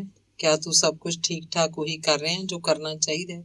ਕਿਆ ਤੂੰ ਸੱਚਮੁੱਚ ਇਹੋ ਜਿਹੇ ਇਨਸਾਨ ਹੈ ਜਿਹੋ ਜਿਹਾ ਹੋਣਾ ਚਾਹੀਦਾ ਹੈ? ਮਾਸਟਰ ਜੀ ਨੇ ਆਪਣਾ ਸਿਰ ਸੱਜੇ ਮੋਢੇ ਵੱਲ ਘੁਮਾਇਆ, ਜਿਵੇਂ ਉੱਥੇ ਬੈਠੇ ਪੰਛੀ ਨੂੰ ਦੇਖ ਰਹੇ ਹੋ।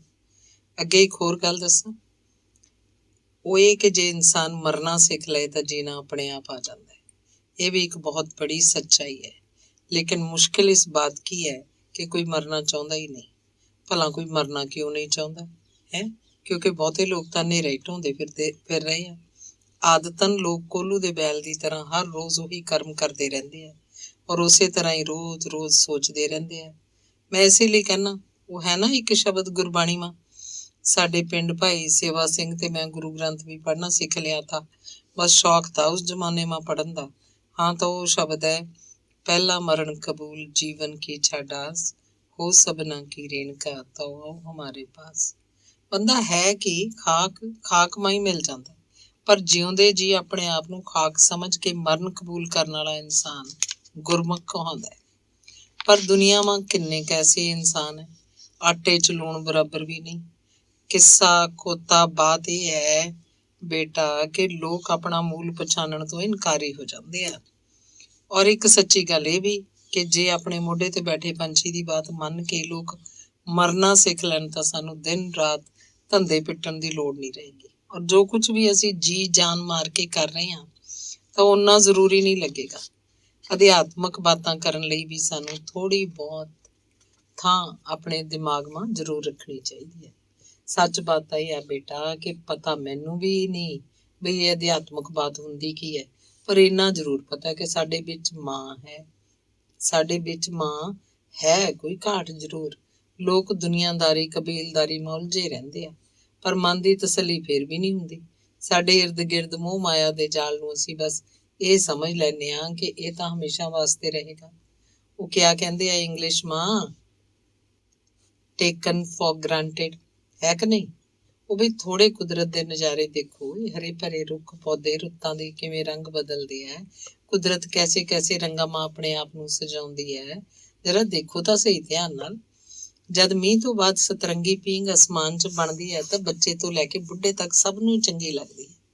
ਕੁਦਰਤ ਤਾਂ ਮਹਾਨ ਹੈ। ਕੁਦਰਤ ਦਾ ਇਹ ਖਜ਼ਾਨਾ ਬੰਦੇ ਲਈ ਹੈ ਮੁਫਤ, ਪਰ ਬੰਦਾ ਇਸ ਤੋਂ ਪਰੇ ਮੂੰਹ ਮੋੜ ਕੇ ਆਪਣੇ ਹੀ ਬਣਾਏ ਹੋਏ ਖੋਲ ਮਾ ਵੜ ਜਾਂਦਾ ਔਰ ਮਰਨ ਤੱਕ ਆਪਣਾ ਪਿੱਛਾ ਨਹੀਂ ਛੁਡਾ ਸਕਦਾ। ਹਾਂ, ਮਰਨ ਬਾਅਦ ਉਹਦਾ ਪਿੱਛਾ ਜ਼ਰੂਰ ਛੁੱਟ ਜਾਂਦਾ। ਸੋ ਐਸੇ ਲਈ ਸਿਆਣੇ ਕਹਿੰਦੇ ਆ ਵੀ ਜੇ ਪਹਿਲਾਂ ਹੀ ਮਰਨਾ ਸਿੱਖ ਲਈਏ ਤਾਂ ਜ਼ਿੰਦਗੀ ਬਦਲ ਸਕਦੀ ਹੈ। ਆਪਣੀ ਗੱਲ ਖਤਮ ਕਰਦਿਆਂ ਮਾਸਟਰ ਜੀ ਨੇ ਆਪਣੀ ਉੱਚੀ ਕੀਤੀ ਉਂਗਲ ਥੱਲੇ ਕਰ ਲਈ। ਗੁਰਨੇਕ ਦਾ ਕਵਿਤਾਵਾਂ ਲਿਖਣ ਦਾ ਸ਼ੌਕ ਵੱਧ ਗਿਆ ਸੀ। ਮੁਖਤਿਆਰ ਸਿੰਘ ਸਰਪੰਚ ਵੀ ਉਹਨੂੰ ਉਹਦੀਆਂ ਕਵਿਤਾਵਾਂ ਬਾਰੇ ਪੁੱਛਦਾ ਰਹਿੰਦਾ, ਹੱਲਾਸ਼ੇਰੀ ਦਿੰਦਾ ਰਹਿੰਦਾ। ਉਹ ਆਪਣੀਆਂ ਬੁਰੀਆਂ ਵਹਿਬਤਾਂ ਵਿੱਚ ਵੀ ਗੁਰਨੇਕ ਨੂੰ ਭਾਈਵਾਲ ਬਣਾਉਣ ਦੀ ਕੋਸ਼ਿਸ਼ ਕਰਦਾ ਰਹਿੰਦਾ। ਗੁਰਨੇਕ ਨੇ ਕਵਿਤਾ ਲਿਖੀ ਜਿਹਦਾ ਸਿਰਲੇਖ ਸੀ ਕਾਂਟੇ। ਉਸ ਵਿੱਚ ਕਵੀ ਨੂੰ ਕਾਂਟਿਆਂ ਨਾਲੋਂ ਮੁਟਿਆਰ ਦੇ ਨੈਣ ਨਕਸ਼ ਸੋਹਣੇ ਲੱਗਦੇ ਆ, ਕੰਨ ਸੋਹਣੇ ਲੱਗਦੇ ਆ, ਕੰਨਾਂ ਦੀਆਂ ਪੇਪੜੀਆਂ ਸੋਹਣੀਆਂ ਲੱਗਦੀਆਂ, ਗੋਰੀਆਂ ਗੱਲਾਂ ਤੇ ਲੰਮੀ ਧੌਣ ਦਾ ਸੁਹੱਪਣ ਬੜੀ ਖੂਬਸੂਰਤੀ ਨਾਲ ਬਿਆਨ ਕੀਤਾ ਸੀ। ਅਖੀਰ 'ਚ ਉਹ ਕਾਂਟਿਆਂ ਦੀ ਖੁਸ਼ਕਿਸਮਤੀ ਸਾਬਤ ਕਰਦਾ ਹੈ ਕਿ ਇੰਨੇ ਸੋਹਣੇ ਕੰਨਾਂ 'ਚ ਤੇ ਇੰਨੇ ਸੋਹਣੇ ਮੁਖੜੇ ਨਾਲ ਜੇ ਉਹ ਜੁੜੇ ਹਨ ਤਾਂ ਇਹ ਉਹਨਾਂ ਦੀ ਖੁਸ਼ਕਿਸਮਤੀ ਹੈ। ਉਹ ਸੋਹਣੇ ਹੀ ਤਾਂ ਲੱਗਦੇ ਹਨ ਕਿ ਮੁਖੜਾ ਸੋਹਣਾ ਹੈ, ਨਹੀਂ ਤਾਂ ਆਪਣੇ ਆਪ 'ਚ ਕੁਝ ਵੀ ਨਹੀਂ। ਪਹਿਲਾਂ ਉਹਨੇ ਇਹਦਾ ਸਿਰਲੇਖ ਚਬੂਲੀ ਵਾਲੇ ਕਾਂਟੇ ਰੱਖਿਆ ਸੀ, ਫਿਰ ਬਦਲ ਕੇ ਕਾਂਟੇ ਕਰ ਦਿੱਤਾ। ਇਹ ਕਵਿਤਾ ਉਹਨੇ ਸਭ ਤੋਂ ਪਹਿਲਾਂ ਮੁਖਤਿਆਰ ਨੂੰ ਸੁਣਾਈ। ਸੁਣ ਕੇ ਉਹ ਅਸ਼ ਕਰ ਉੱਠਿਆ, ਪਰ ਯਾਰ ਇਹ ਕਵਿਤਾ ਦਾ ਨਾਂ ਤੂੰ ਕਾਂਟੇ ਕਿਉਂ ਰੱਖਿਆ? ਸਾਰੀ ਕਵਿਤਾ 'ਚ ਤਾਰੀਫ ਤਾਂ ਤੂੰ ਮੁਖੜੇ ਦੀ ਕੀਤੀ ਹੋਈ ਹੈ, ਬਸ ਅਖੀਰ ਤੇ ਜਾ ਕੇ। ਨਹੀਂ ਮੁਖਤਿਆਰ ਬਾਈ, ਤੈਨੂੰ ਪਤਾ ਹੈ ਬਈ ਕਾਂਟੇ ਸ਼ਬਦ ਦੇ ਦੋ ਅਰਥ ਹੁੰਦੇ ਆ। ਇੱਕ ਤਾਂ ਆਪਾਂ ਨੂੰ ਆਪਣੀ ਠੇਠ ਬੋਲੀ 'ਚ ਤਾਂ ਪਤਾ ਹੈ ਬਈ ਕਾਂਟੇ ਕੀ ਹੁੰਦੇ ਆ। ਦੂਜੇ, ਜੇ ਇਹਨੂੰ ਹਿੰਦੀ 'ਚ ਪੜ੍ਹੀਏ ਤਾਂ ਇਹਦਾ ਅਰਥ ਕੰਡੇ ਨਿਕਲਦਾ ਹੈ।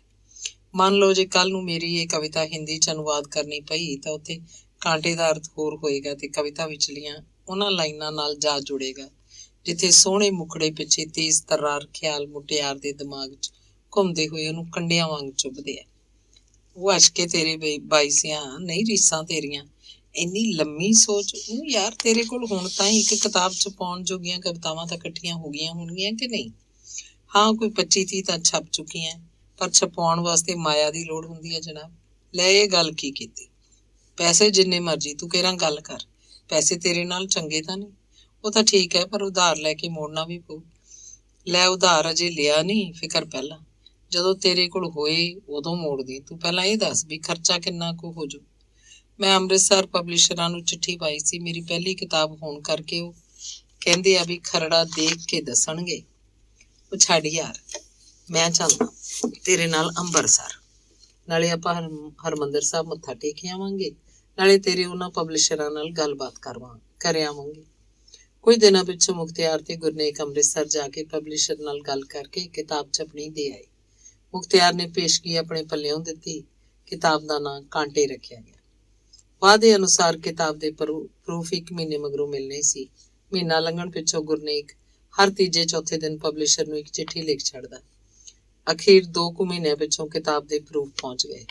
ਨਾਲ ਹੀ ਕਿਤਾਬ ਦਾ ਟਾਈਟਲ ਵੀ ਸੀ, ਜਿਸ ਤੇ ਇੱਕ ਲੰਮੀ ਕੰਡਿਆਂ ਵਾਲੀ ਝਾੜੀ ਤੇ 2 ਕਾਂਟੇ ਲਮਕਦੇ ਦਿਖਾਏ ਸਨ। ਤਸਵੀਰ ਦੇ ਪਿਛੋਕੜ 'ਚ ਇੱਕ ਜਨਾਨਾ ਖੂਬਸੂਰਤ ਚਿਹਰਾ ਧੁੰਦਲਾ ਜਿਹਾ ਨਜ਼ਰ ਆ ਰਿਹਾ ਸੀ। ਕਿਸੇ ਆਰਟਿਸਟ ਨੇ ਟਾਈਟਲ ਬਹੁਤ ਸੋਹਣਾ ਤੇ ਢੁਕਵਾਂ ਬਣਾਇਆ ਸੀ। ਪਬਲਿਸ਼ਰ ਨੇ ਪਹਿਲੀ ਵਾਰ 2000 ਕਾਪੀਆਂ ਛਪਣੀਆਂ ਸਨ ਤੇ 50 ਕਾਪੀਆਂ ਗੁਰਨੇਕ ਨੂੰ ਭੇਜਣੀਆਂ ਸਨ। ਕਿਤਾਬ ਦੇ ਪ੍ਰੂਫ ਨਾਲ ਬਾਕੀ ਰਕਮ ਦੀ ਵੀ ਮੰਗ ਕੀਤੀ ਗਈ ਸੀ, ਜਿਹੜੀ ਗੁਰਨੇਕ ਨੇ ਮੁਖਤਿਆਰ ਨੂੰ ਕਹਿ ਕੇ ਭਿਜਵਾ ਦਿੱਤੀ ਸੀ। ਪ੍ਰੂਫ ਪੜ੍ਹਨ ਪਿੱਛੋਂ ਗਲਤੀਆਂ ਸਹੀ ਕਰਕੇ ਗੁਰਨੇਕ ਨੇ ਕਿਤਾਬ ਪਬਲਿਸ਼ਰਾਂ ਨੂੰ ਪਾਰਸਲ ਕਰ ਦਿੱਤੀ। ਹੁਣ ਕਿਤਾਬ ਛਪ ਕੇ ਪਹੁੰਚਣ ਦੀ ਉਡੀਕ ਸੀ।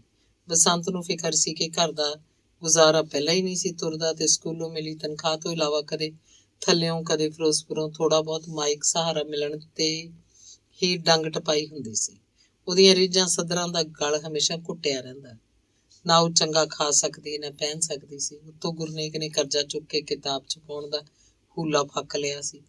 ਉਸ ਕੋਲ ਸਬਰ ਦੇ ਘੁੱਟ ਭਰਨ ਤੋਂ ਬਿਨਾਂ ਕੋਈ ਹੋਰ ਚਾਰਾ ਨਹੀਂ ਸੀ। ਉਹ ਆਪਣੀ ਸੱਸ ਦੇ ਮਿਹਣਿਆਂ ਤੋਂ ਡਰਦੀ ਥੱਲੇ ਵੀ ਨਾ ਉਤਰਦੀ। ਅਣਸਰਦੇ ਨੂੰ ਜਦੋਂ ਲੋੜ ਪੈਂਦੀ ਤਾਂ ਜਾ ਕੇ ਬੇਬੇ ਜੀ ਨਾਲ ਗੱਲ ਕਰਦੀ। ਦਿਆਕੁਰ ਆਪਣੀ ਥਾਂ ਸੱਚੀ ਸੀ, ਉਹ ਵੀ ਕਲਪਦੀ ਰਹਿੰਦੀ। ਉਹਨੂੰ ਗੁਰਨੇਕ ਦੀ ਬੇੜੀ ਕਿਸੇ ਤਣ ਪੱਤਣ ਲੱਗਦੀ ਨਹੀਂ ਸੀ ਦਿਸਦੀ। ਉਹ ਲੋਕਾਂ ਦੇ ਵਿਆਹੇ ਵਰੇ ਮੁੰਡਿਆਂ ਦਾ ਮੁਕਾਬਲਾ ਜਦੋਂ ਨੇਕ ਨਾਲ ਕਰਦੀ ਤਾਂ ਉਦਾਸੀ ਤੋਂ ਬਿਨਾਂ ਹੋਰ ਕੁਝ ਪੱਲੇ ਨਾ ਪੈਂਦਾ। ਭਗਤ ਸਿੰਘ ਤੇ ਦਿਆਕੁਰ ਦੁੱਖ ਸੁੱਖ ਕਰਦੇ ਰਹਿੰਦੇ, ਸਭ ਸੋਚਾਂ ਜਵਾਬ ਦਿੰਦੀਆਂ ਲੱਗਦੀਆਂ। ਉਹਨਾਂ ਨੂੰ ਜੇ ਕੋਈ ਆਸ ਬੱਝਦੀ ਦਿਸਦੀ ਤਾਂ ਉਹ ਚਰਨਜੀਤ ਵੱਲੋਂ, ਜਿਹੜਾ ਹੁਣ ਲੁਧਿਆਣੇ ਇੰਟਰਨਸ਼ਿਪ ਕਰਨ ਲੱਗ ਪਿਆ ਸੀ। ਉਂਝ ਵੀ ਉਹਦੀ ਰਹਿਣੀ ਬਹਿਣੀ ਸਾਊ ਮੁੰਡਿਆਂ ਵਾਲੀ ਸੀ। ਉਹ ਇੱਕ ਜ਼ਿੰਮੇਵਾਰ ਡਾਕਟਰ ਵਾਂਗ ਗੱਲਾਂ ਕਰਨ ਲੱਗ ਪਿਆ ਸੀ। ਹੌਲੀ ਹੌਲੀ ਪਿਆਰ ਨਾਲ ਬੋਲ ਕੇ ਆਪਣੀ ਗੱਲ ਸਮਝਾਉਂਦਾ। ਗੁੱਸਾ ਤਾਂ ਜਿਵੇਂ ਉਹਨੂੰ ਆਉਂਦਾ ਹੀ ਨਹੀਂ ਸੀ। ਗੁਰਨੇਕ ਨੇ ਕਾਂਟੇ ਦੀ ਪਹਿਲੀ ਕਾਪੀ ਮੁਖਤਿਆਰ ਨੂੰ ਦਿੱਤੀ। ਮੁਖਤਿਆਰ ਨੇ ਜਦੋਂ ਕਿਤਾਬ ਦਾ ਪਹਿਲਾ ਸਫ਼ਾ ਖੋਲ੍ਹਿਆ ਤਾਂ ਪਿਆਰੇ ਦੋਸਤ ਮੁਖਤਿਆਰ ਨੂੰ ਛਪਿਆ ਪੜ੍ਹ ਕੇ ਬਹੁਤ ਖੁਸ਼ ਹੋਇਆ। ਯਾਰ ਨੇਕ ਇਹ ਕੀ, ਮੈਂ ਤਾਂ ਇਸ ਲਾਇਕ ਹੀ ਹਾਂ ਨਹੀਂ। ਹੀਰੇ ਦੀ ਪਰਖ ਜੌਹਰੀ ਨੂੰ ਹੀ ਹੁੰਦੀ ਹੈ। ਇਹ ਸਭ ਕੁਝ ਤੇਰੀ ਬਦੌਲਤ ਹੀ ਤਾਂ ਹੋਇਆ। ਗੁਰਨੇਕ ਨੇ ਸ਼ੁਕਰਾਨੇ ਵਜੋਂ ਕਿਹਾ। ਫਿਰ ਹੁਣ ਅੱਗੇ ਕੀ ਸੋਚਿਆ? ਮੁਖਤਿਆਰ ਨੇ ਪੁੱਛਿਆ। ਕੋਈ 3 ਕੁ ਮਹੀਨਿਆਂ ਪਿੱਛੋਂ ਇਸ ਸਾਲ 'ਚ ਛਪੀਆਂ ਕਿਤਾਬਾਂ ਦਾ ਮੁਲਾਂਕਣ ਕਰਨ ਲਈ ਚੰਡੀਗੜ੍ਹ ਭਾਸ਼ਾ ਵਿਭਾਗ ਦੀ ਮੀਟਿੰਗ ਹੋਏਗੀ। ਮਿਹਨਤ ਤਾਂ ਹਰ ਕੋਈ ਕਰਦਾ, ਮੈਂ ਵੀ ਕੀਤੀ ਹੈ, ਪਰ ਮੈਨੂੰ ਇਨਾਮ ਅਨੂਮ ਦਾ ਕੋਈ ਲਾਲਚ ਨਹੀਂ। ਪਰ ਉਹ ਮੈਂ ਸੋਚਦਾ ਵੀ ਸਾਰੇ ਮੈਂਬਰਾਂ ਨੂੰ ਜਾ ਕੇ ਇੱਕ ਵਾਰੀ ਖੁਦ ਮਿਲ ਕੇ ਜਾਂ ਮੈਂ ਆਪਣੀ ਕਿਤਾਬ ਉਹਨਾਂ ਨੂੰ ਭੇਟ ਕਰ ਆਵਾਂ ਤਾਂ ਇਹਦੇ 'ਚ ਹਰਜ ਵੀ ਕੀ ਹੈ?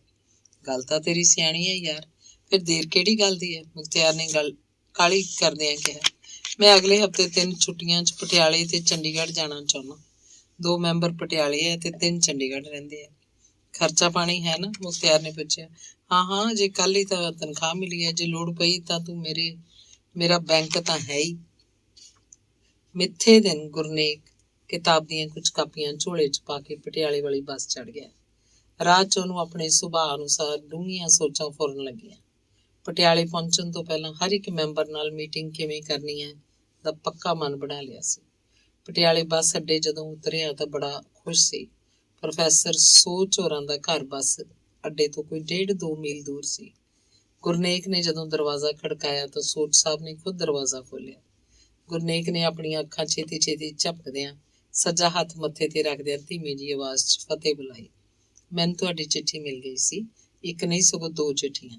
ਅੱਜ ਮੈਨੂੰ ਤੁਹਾਡੀ ਉਡੀਕ ਵੀ ਸੀ। ਕੀ ਗੱਲ, ਤੁਹਾਨੂੰ ਅੱਖਾਂ ਦੀ ਕੋਈ ਸ਼ਿਕਾਇਤ? ਸੋਚ ਸਾਹਿਬ, ਕੀ ਦੱਸਾਂ, ਮੇਰੀ ਨਿਗਾਹ ਦਿਨ ਬ ਦਿਨ ਘਟਦੀ ਜਾ ਰਹੀ ਹੈ। ਪਹਿਲਾਂ ਤਾਂ ਭੰਬੂ ਤਾਰੇ ਜਿਹੇ ਨਜ਼ਰ ਆਉਂਦੇ ਸੀ, ਪਰ ਹੁਣ ਤਾਂ ਝੋਲਾ ਜਿਹਾ ਦਿਸਣ ਲੱਗ ਪਿਆ। ਮੈਂ ਬੜਾ ਮਜਬੂਰ ਹੋ ਚੁੱਕਾ ਸੋਚ ਸਾਹਿਬ, ਪਰ ਮੈਂ ਸੋਚਿਆ ਜਿਵੇਂ ਵੀ ਹੋ ਸਕੇਗਾ ਮੈਂ ਆਪ ਜਾ ਕੇ ਆਪਣੀ ਕਿਤਾਬ ਤੁਹਾਨੂੰ ਭੇਟ ਕਰਾਂਗਾ। ਤੁਹਾਡੇ ਵਡਮੁੱਲੇ ਵਿਚਾਰਾਂ ਦੀ ਮੈਨੂੰ ਉਡੀਕ ਰਹੇਗੀ। ਹਾਂ, ਕਿਉਂ ਨਹੀਂ ਕਵੀ ਸਾਹਿਬ, ਮੈਂ ਤਾਂ ਆਪ ਨਵੇਂ ਉੱਭਰਦੇ ਕਵੀਆਂ ਦੀ ਕਦਰ ਕਰਦਾ। ਕੱਲ ਨੂੰ ਕੀ ਪਤਾ ਕਿਸ ਨੇ ਕਿੱਥੇ ਪਹੁੰਚਣਾ, ਪਰ ਤੁਸੀਂ ਆਪਣੀਆਂ ਅੱਖਾਂ ਕਿਸੇ ਚੰਗੇ ਡਾਕਟਰ ਨੂੰ ਜ਼ਰੂਰ ਦਿਖਾਓ। ਅੱਜ ਕੱਲ੍ਹ ਤਾਂ ਬੜੇ ਚੰਗੇ ਇਲਾਜ ਨਿਕਲ ਆਏ ਹੈ। ਸੋਚ ਸਾਹਿਬ, ਮੈਂ ਤਾਂ ਦਿੱਲੀ ਦੱਖਣ ਗਾਹ ਮਾਰੇ, ਪਰ ਡਾਕਟਰਾਂ ਵੱਲੋਂ ਕੋਰਾ ਜਵਾਬ ਮਿਲ ਜਾਂਦਾ ਹੈ। ਕਹਿੰਦੇ ਹੈ ਕਿ ਇਹ ਬਿਮਾਰੀ ਕਿਸੇ ਹਜ਼ਾਰਾਂ 'ਚੋਂ ਇੱਕ ਨੂੰ ਹੁੰਦੀ ਹੈ। ਠੀਕ ਕਰਨ ਦੀ ਜ਼ਿੰਮੇਵਾਰੀ ਕੋਈ ਨਹੀਂ ਲੈਂਦਾ। ਖਰਚਾ ਜਿਹੜਾ ਹੁੰਦਾ ਹੈ ਉਹ ਅਲੱਗ। ਪਰ ਕਵਿਤਾ ਮੇਰੀ ਜਿੰਦ ਜਾਨ ਹੈ। ਉਮੀਦ ਹੈ ਤੁਹਾਨੂੰ ਮੇਰੀਆਂ ਰਚਨਾਵਾਂ ਪਸੰਦ ਆਉਣਗੀਆਂ। ਹਾਂ, ਜ਼ਰੂਰ। ਮੈਂ ਜਿੰਨੀ ਛੇਤੀ ਹੋ ਸਕਿਆ ਕਿਤਾਬ ਪੜ੍ਹ ਕੇ ਆਪਣੇ ਵਿਚਾਰ ਲਿਖਾਂਗਾ। ਮਾਫ਼ ਕਰਨਾ, ਗੱਲਾਂ 'ਚ ਮੈਂ ਚਾਹ ਪਾਣੀ ਪੁੱਛਣਾ ਤੁਹਾਨੂੰ ਭੁੱਲ ਹੀ ਗਿਆ। ਦੱਸੋ ਕੀ ਪੀਓਗੇ? ਜੀ ਬਸ, ਤੁਹਾਡਾ ਬਹੁਤ ਧੰਨਵਾਦ। ਮੈਨੂੰ ਤੁਹਾਡੇ ਆਸ਼ੀਰਵਾਦ ਤੋਂ ਬਿਨਾਂ ਹੋਰ ਕੁਝ ਨਹੀਂ ਚਾਹੀਦਾ। ਚੰਗਾ ਜੀ, ਮੈਨੂੰ ਆਗਿਆ ਦਿਓ। ਇੱਥੇ ਹੋਰ ਵੀ 1-2 ਦੋਸਤਾਂ ਨੂੰ ਮਿਲਣਾ। ਪਰ ਤੁਸੀਂ ਆਪਣੀ ਨਜ਼ਰ ਦੀ ਤਕਲੀਫ ਨਾਲ ਕਿੱਥੇ ਪਰੇਸ਼ਾਨ ਹੁੰਦੇ ਫਿਰੋਗੇ? ਮੈਂ ਤੁਹਾਨੂੰ ਆਪਣੀ ਕਾਰ ਤੇ ਛੱਡ ਆਵਾਂ? ਨਹੀਂ ਜੀ, ਤੁਹਾਡਾ ਬਹੁਤ ਧੰਨਵਾਦ। ਮੈਂ ਸਾਈਕਲ ਰਿਕਸ਼ਾ ਘਰ ਦੇ ਬਾਹਰ ਸੜਕ ਤੇ ਖੜਾ ਰੱਖਿਆ। ਮੈਂ ਆਰਾਮ ਨਾਲ ਚਲਾ ਜਾਵਾਂਗਾ। ਤੁਸੀਂ ਬਿਲਕੁਲ ਨਾ ਫਿਕਰ ਕਰੋ। ਤੁਸੀਂ ਮੈਨੂੰ ਆਪਣਾ ਕੀਮਤੀ ਸਮਾਂ ਦਿੱਤਾ, ਮੇਰੇ ਲਈ ਇੰਨਾ ਹੀ ਬਹੁਤ ਹੈ। ਗੁਰਨੇਕ ਹੌਲੀ ਕੰਧ ਨਾਲ ਇੱਕ ਹੱਥ ਲਾ ਕੇ ਤੇ ਦੂਜਾ ਹੱਥ ਆਪਣੇ ਮੱਥੇ ਤੇ ਰੱਖਦਿਆਂ ਜਿਵੇਂ ਉਹ ਹਨੇਰੇ 'ਚ ਦੇਖਣ ਦੀ ਕੋਸ਼ਿਸ਼ ਕਰ ਰਿਹਾ ਹੋਵੇ, ਦਰਵਾਜ਼ੇ ਵੱਲ ਜਾਣ ਲੱਗਾ। ਸੋਚ ਸਾਹਿਬ ਨੇ ਅੱਗੇ ਹੋ ਕੇ ਉਹਦਾ ਹੱਥ ਫੜਿਆ ਤੇ ਉਹਨੂੰ ਰਿਕਸ਼ਾ ਤੇ ਬਿਠਾਇਆ। ਕਵੀ ਸਾਹਿਬ, ਤੁਸੀਂ ਕੋਈ ਫਿਕਰ ਨਾ ਕਰਨਾ, ਮੈਂ ਛੇਤੀ ਤੁਹਾਨੂੰ ਚਿੱਠੀ ਲਿਖਾਂਗਾ। ਗੁਰਨੇਕ ਨੇ ਦੋਵੇਂ ਹੱਥ ਜੋੜ ਕੇ ਨਮਸਕਾਰ ਕੀਤੀ। ਰਿਕਸ਼ਾ ਚੱਲ ਪਿਆ। ਦਿਲੋਂ ਬਹੁਤ ਖੁਸ਼ ਸੀ ਕਿ ਸਕੀਮ ਕਾਮਯਾਬ ਰਹੀ। ਸੋਚ ਸਾਹਿਬ ਨੂੰ ਕੁੰਡੀ ਪੈ ਗਈ ਲੱਗਦੀ ਸੀ। ਫਿਰ ਉਹਨੇ ਰਿਕਸ਼ਾ ਡਾਕਟਰ ਅਨੁਰਾਗ ਦੀ ਕੋਠੀ ਅੱਗੇ ਜਾ ਖੜਾ ਕੀਤਾ। ਡਾਕਟਰ ਅਨੁਰਾਗ ਨਾਲ ਵੀ ਉਹਦੀ ਮੀਟਿੰਗ ਪਹਿਲਾਂ ਵਰਗੀ ਰਹੀ। ਸਗੋਂ ਡਾਕਟਰ ਅਨੁਰਾਗ ਨੇ ਜ਼ਿੱਦ ਕਰਕੇ ਗੁਰਨੇਕ ਨੂੰ ਦੁਪਹਿਰ ਦਾ ਖਾਣਾ ਆਪਣੇ ਨਾਲ ਖਾਣ ਲਈ ਮਨਾ ਲਿਆ। ਉਹਦੇ ਉੱਠਦੇ ਬਹਿੰਦਿਆਂ ਉਹਨੂੰ ਸਹਾਰਾ ਦਿੰਦਿਆਂ ਉਹਦਾ ਖਾਸ ਖਿਆਲ ਰੱਖਿਆ ਤਾਂ ਕਿ ਉਹਨੂੰ ਕੋਈ ਤਕਲੀਫ ਨਾ ਹੋਵੇ, ਕੋਈ ਸੱਟ ਨਾ ਲੱਗ ਜਾਏ। ਦੁਪਹਿਰ ਤੋਂ ਪਿੱਛੋਂ ਗੁਰਨੇਕ ਨੇ ਪਟਿਆਲੇ ਤੋਂ ਚੰਡੀਗੜ੍ਹ ਦੀ ਬੱਸ ਫੜ ਲਈ। ਚੰਡੀਗੜ੍ਹ ਪਹੁੰਚ ਕੇ ਆਪਣੇ ਪੁਰਾਣੇ ਦੋਸਤ ਦੇਸ ਦੇ ਮੁੰਡੇ ਕਮਲ ਕੋਲ ਉਹਦੇ ਸਰਕਾਰੀ ਕੁਆਟਰ ਪਹੁੰਚ ਗਿਆ। ਕਮਲ ਨੇ BA ਪਾਸ ਕਰਨ ਪਿੱਛੋਂ ਟਾਈਪਿੰਗ ਤੇ ਸ਼ਾਰਟ ਹੈਂਡ ਦਾ ਕੋਰਸ ਕਰਕੇ ਸਰਕਾਰੀ ਨੌਕਰੀ ਹਾਸਲ ਕਰ ਲਈ ਸੀ। ਮਿਹਨਤੀ ਹੋਣ ਕਰਕੇ ਉਹ ਛੇਤੀ ਤਰੱਕੀ ਕਰ ਗਿਆ। ਅੱਜ ਕੱਲ੍ਹ ਉਹ ਇੱਕ ਮਿਨਿਸਟਰ ਦਾ PA ਸੀ ਤੇ ਉਹਦੀ ਡਿਊਟੀ ਉਹਦੀ ਕੋਠੀ ਵਿੱਚ ਹੀ ਲੱਗੀ ਹੋਈ ਸੀ। ਗੁਰਨੇਕ ਨੇ ਆਪਣੇ ਆਉਣ ਦਾ ਕਾਰਨ ਦੱਸਿਆ ਤੇ ਨਾਲ ਉਹਨੂੰ ਆਪਣੀ ਨਿਗਾਹ ਘਟਣ ਬਾਰੇ ਵੀ ਸੂਚਿਤ ਕਰਨਾ ਠੀਕ ਸਮਝਿਆ। ਕਮਲ ਨੂੰ ਗੁਰਨੇਕ ਨਾਲ ਹਮਦਰਦੀ ਹੋਣੀ ਸੁਭਾਵਕ ਸੀ। ਅਗਲੇ ਦਿਨ ਉਹ ਗੁਰਨੇਕ ਨੂੰ ਆਪਣੇ ਸਕੂਟਰ ਤੇ ਲਿਜਾ ਕੇ ਬਾਕੀ ਦੇ 3 ਮੈਂਬਰਾਂ ਦੇ ਘਰੇ ਮਿਲਵਾਉਣ ਖੁਸ਼ੀ ਮੰਨ ਗਿਆ। ਉਂਝ ਵੀ ਮਿਨਿਸਟਰ ਉਸ ਦਿਨ ਦੌਰੇ ਤੇ ਸੀ। ਉਹਨੂੰ ਕੋਠੀ ਕੋਈ ਕੰਮ ਵੀ ਨਹੀਂ ਸੀ। ਕਮਲ ਸਵੇਰੇ ਕੋਠੀ ਇੱਕ ਗੇੜਾ ਮਾਰ ਕੇ ਗੁਰਨੇਕ ਨੂੰ ਲੈਣ ਲਈ ਪਰਤ ਆਇਆ। ਗੁਰਨੇਕ ਨੇ ਪਹਿਲਾਂ ਹੀ ਸੋਚ ਸਮਝ ਕੇ 3 ਮੈਂਬਰਾਂ ਨੂੰ ਚਿੱਠੀਆਂ ਰਾਹੀਂ ਆਪਣੇ ਆਉਣ ਦੀ ਖਬਰ ਦੇ ਦਿੱਤੀ ਸੀ। ਪਟਿਆਲੇ ਵਾਂਗ 3 ਮੁਲਾਕਾਤਾਂ ਇੱਥੇ ਵੀ ਸਫਲ ਰਹੀਆਂ। ਗੁਰਨੇਕ ਨੂੰ ਭਰੋਸਾ ਹੋ ਗਿਆ ਸੀ ਕਿ ਗੁੱਲੀ ਦਣ ਪੈ ਗਈ ਹੈ।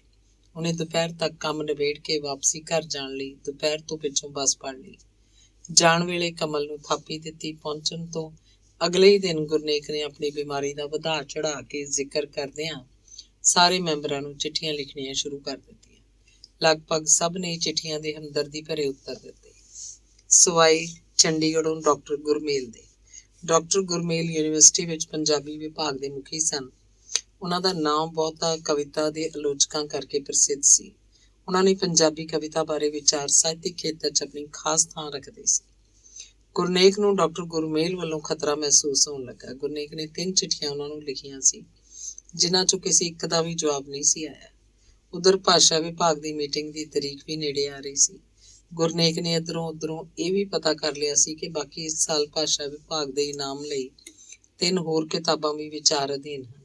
ਬਾਕੀ ਦੀਆਂ ਕਿਤਾਬਾਂ 'ਚੋਂ ਸਭ ਤੋਂ ਵੱਧ ਚਰਚਾ ਸਤਿੰਦਰ ਕੌਰ ਦੀ ਕਿਤਾਬ ਸੰਦਲੀ ਖਿੜਕੀ ਦੀ ਹੋ ਰਹੀ ਸੀ। ਅਖਬਾਰਾਂ ਰਸਾਲਿਆਂ 'ਚ ਉਸ ਬਾਰੇ ਰਿਵਿਊ ਵੀ ਛਪ ਰਹੇ ਸੀ। ਦੂਜੇ ਪਾਸੇ ਗੁਰਨੇਕ ਦੀ ਕਾਂਟੇ ਬਾਰੇ 1-2 ਸ਼ਹਿਰ ਦੀਆਂ ਸਾਹਿਤ ਸਭਾਵਾਂ ਚਰਚੇ ਬਾਰੇ ਅਖਬਾਰ 'ਚ ਛੋਟੀਆਂ-ਛੋਟੀਆਂ ਖਬਰਾਂ ਲੱਗੀਆਂ ਸੀ। ਗੁਰਨੇਕ ਨੂੰ ਫੇਰ ਇੱਕ ਫੁਰਨਾ ਫਿਰਿਆ। ਉਹ ਲੁਧਿਆਣੇ ਵਿਭਾਗ ਦੇ ਪ੍ਰਧਾਨ ਪ੍ਰੋਫੈਸਰ ਸ਼ਾਮ ਸਿੰਘ ਕੋਲ ਚਲਾ ਗਿਆ ਤੇ ਪਹਿਲੀਆਂ ਮੁਲਾਕਾਤਾਂ ਵਾਂਗ ਹੀ ਆਪਣੀ ਬਿਮਾਰੀ ਤੇ ਦੁਰਦਸ਼ਾ ਦਾ ਵਰਣਨ ਕਰਦਿਆਂ ਕਿਤਾਬ ਭੇਟ ਕੀਤੀ। ਚਰਨਜੀਤ ਵੀ ਨਾਲ ਸੀ।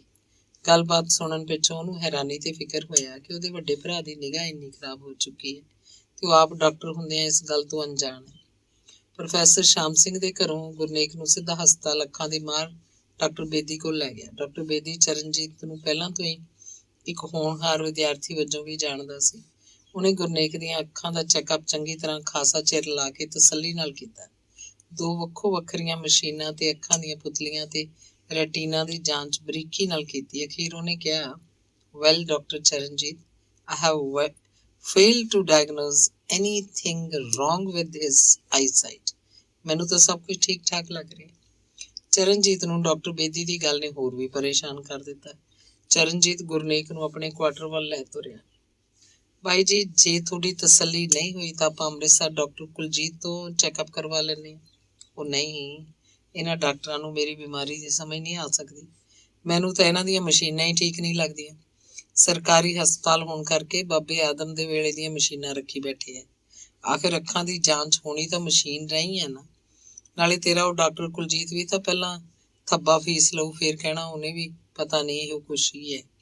ਤੂੰ ਰਹਿਣ ਦੇ, ਮੈਂ ਜਿਵੇਂ ਮੇਰੇ ਨਾਲ ਬਣੂ ਆਪੇ ਨਿਬੇੜੂ, ਤੂੰ ਆਪਣਾ ਕੰਮ ਕਰੀ ਚੱਲ। ਗੁਰਨੇਕ ਦੇ ਬੋਲ ਕੁੜੱਤਣ ਭਰੇ ਸਨ। ਨਹੀਂ ਬੜੇ ਭਾਈ, ਅੱਖਾਂ ਦਾ ਮਾਮਲਾ ਹੈ, ਆਪਾਂ ਨੂੰ ਅਣਗਹਿਲੀ ਨਹੀਂ ਕਰਨੀ ਚਾਹੀਦੀ। ਫੀਸ ਦੇ ਖਰਚੇ ਦੀ ਤੁਸੀਂ ਚਿੰਤਾ ਨਾ ਕਰੋ। ਚਰਨਜੀਤ ਦੇ ਬੋਲ ਫਿਕਰ 'ਚ ਭਿੱਜੇ ਹੋਏ ਸੀ। ਗੁਰਨੇਕ ਹਮੇਸ਼ਾ ਗੰਭੀਰ ਅਵਸਥਾ 'ਚ ਰਹਿੰਦਿਆਂ ਗੱਲਾਂ ਕਰਦਾ ਹੁੰਦਾ। ਗੰਭੀਰ ਰਹਿ ਕੇ ਗੱਲਾਂ ਕਰਨੀਆਂ ਉਹਦੀ ਆਮ ਆਦਤ ਬਣ ਚੁੱਕੀ ਸੀ। ਪਰ ਕਦੇ-ਕਦੇ ਜਦੋਂ ਆਈ ਤੇ ਆਉਂਦਾ ਤੇ ਉਹਦਾ ਹੱਸਣ ਹਸਾਉਣ ਨੂੰ ਜੀ ਕਰਦਾ ਤਾਂ ਵਾਹਵਾ ਮਾਹੌਲ ਸਿਰਜ ਲੈਂਦਾ। ਪਰ ਹੁੰਦਾ ਅਜਿਹਾ ਕਦੇ-ਕਦਾਈ ਸੀ। ਅੱਜ ਵੀ ਉਹ ਖੁਸ਼ੀ ਦੇ ਰੌਣ 'ਚ ਆ ਗਿਆ। ਉਹਦਾ ਕਾਰਨ ਸ਼ਾਇਦ ਪ੍ਰੋਫੈਸਰ ਸ਼ਾਮ ਸਿੰਘ ਨਾਲ ਹੋਈ ਸਫਲ ਮੀਟਿੰਗ ਸੀ। ਉਹਨੇ ਗੱਲ ਹੋਰ ਪਾਸੇ ਮੋੜਦਿਆਂ ਕਿਹਾ, ਉਹ ਆਪਣਾ ਤਾਇਆ ਸੀ ਨਾ ਕਿਸ਼ਨਾ, ਇੱਕ ਦਿਨ ਆਪਣਾ ਫੁੱਫੜ ਥੰਮਣ ਸਿਉਂ ਉਹਦੇ ਕੋਲ ਆਇਆ। ਸੱਜਾ ਹੱਥ ਮੱਥੇ ਤੇ ਧਰੀ ਹੌਲੀ ਹੌਲੀ ਆਪਦੀ ਡੰਗੋਰੀ ਜੀ ਟੇਕਦਾ ਤੁਰਿਆ ਆਇਆ। ਲੈ ਜੀ ਆ ਕੇ ਤਾਏ ਕੋਲ ਢੋ ਕੇ ਪੀੜੀ ਘੜੀਸ ਕੇ ਬਹਿ ਗਿਆ ਤੇ ਕਹਿੰਦਾ, ਕੁਛ ਨਹੀਂ ਕਿਸਨਿਆ, ਹੁਣ ਤਾਂ ਅੱਖਾਂ ਜਮਾਂ ਹੀ ਜਵਾਬ ਦੇ ਗਈ। ਤੈਨੂੰ ਪਤਾ ਹੀ ਹੈ ਵੀ ਤਾਇਆ ਕਦੇ-ਕਦੇ ਟਿੱਚਰ ਬੜੀ ਕਰਦਾ। ਉਹ ਫੁੱਫੜ ਦੇ ਮੂੰਹ ਕੰਨੀ ਝਾਕ ਕੇ ਆਂਦਾ, ਬਈ ਥੰਮਣ ਸਿਆ, ਤੇਰੀ ਉਮਰ ਕਿੰਨੀ ਕੁ ਹੋਊ? ਅੱਗੋਂ ਫੁੱਫੜ ਕਹਿੰਦਾ, ਹੋਊਗੀ 2 ਸਾਲ ਉੱਤੇ 4 ਵੀਹਾਂ ਦੀ। ਫਿਰ ਤਾਇਆ ਉਹਨੂੰ ਪੁੱਛਦਾ ਹੈ, ਤੇਰੀ ਨਿਗਾਹ ਖਰਾਬ ਹੋਈ ਨੂੰ ਕਿੰਨੇ ਕੁ ਚਿਰ ਹੋ ਗਿਆ? ਆ ਬਸ 6 ਮਹੀਨੇ ਪਹਿਲਾਂ ਤਾਈ ਤਾਂ ਠੀਕ ਹੀ ਸੀ, ਬਸ ਹੁਣੇ ਜਿਹੀ ਆ ਕੇ ਗੋਲੀ ਵੱਜ ਗਈ। ਤਾਏ ਨੇ ਫੇਰ ਪੁੱਛਿਆ, ਤੇ ਥੰਮਣ ਸਿਆ ਹੋਰ ਹੁਣ ਭਲਾ ਤੂੰ ਕਿੰਨਾ ਚਿਰ ਜਿਉਣਾ? ਲੈ, ਸਰੀਰ ਦਾ ਕੋਈ ਭਰੋਸਾ ਹੈ, ਅੱਜ ਹੈ ਕੱਲ ਨੂੰ ਹੈ ਨਹੀਂ।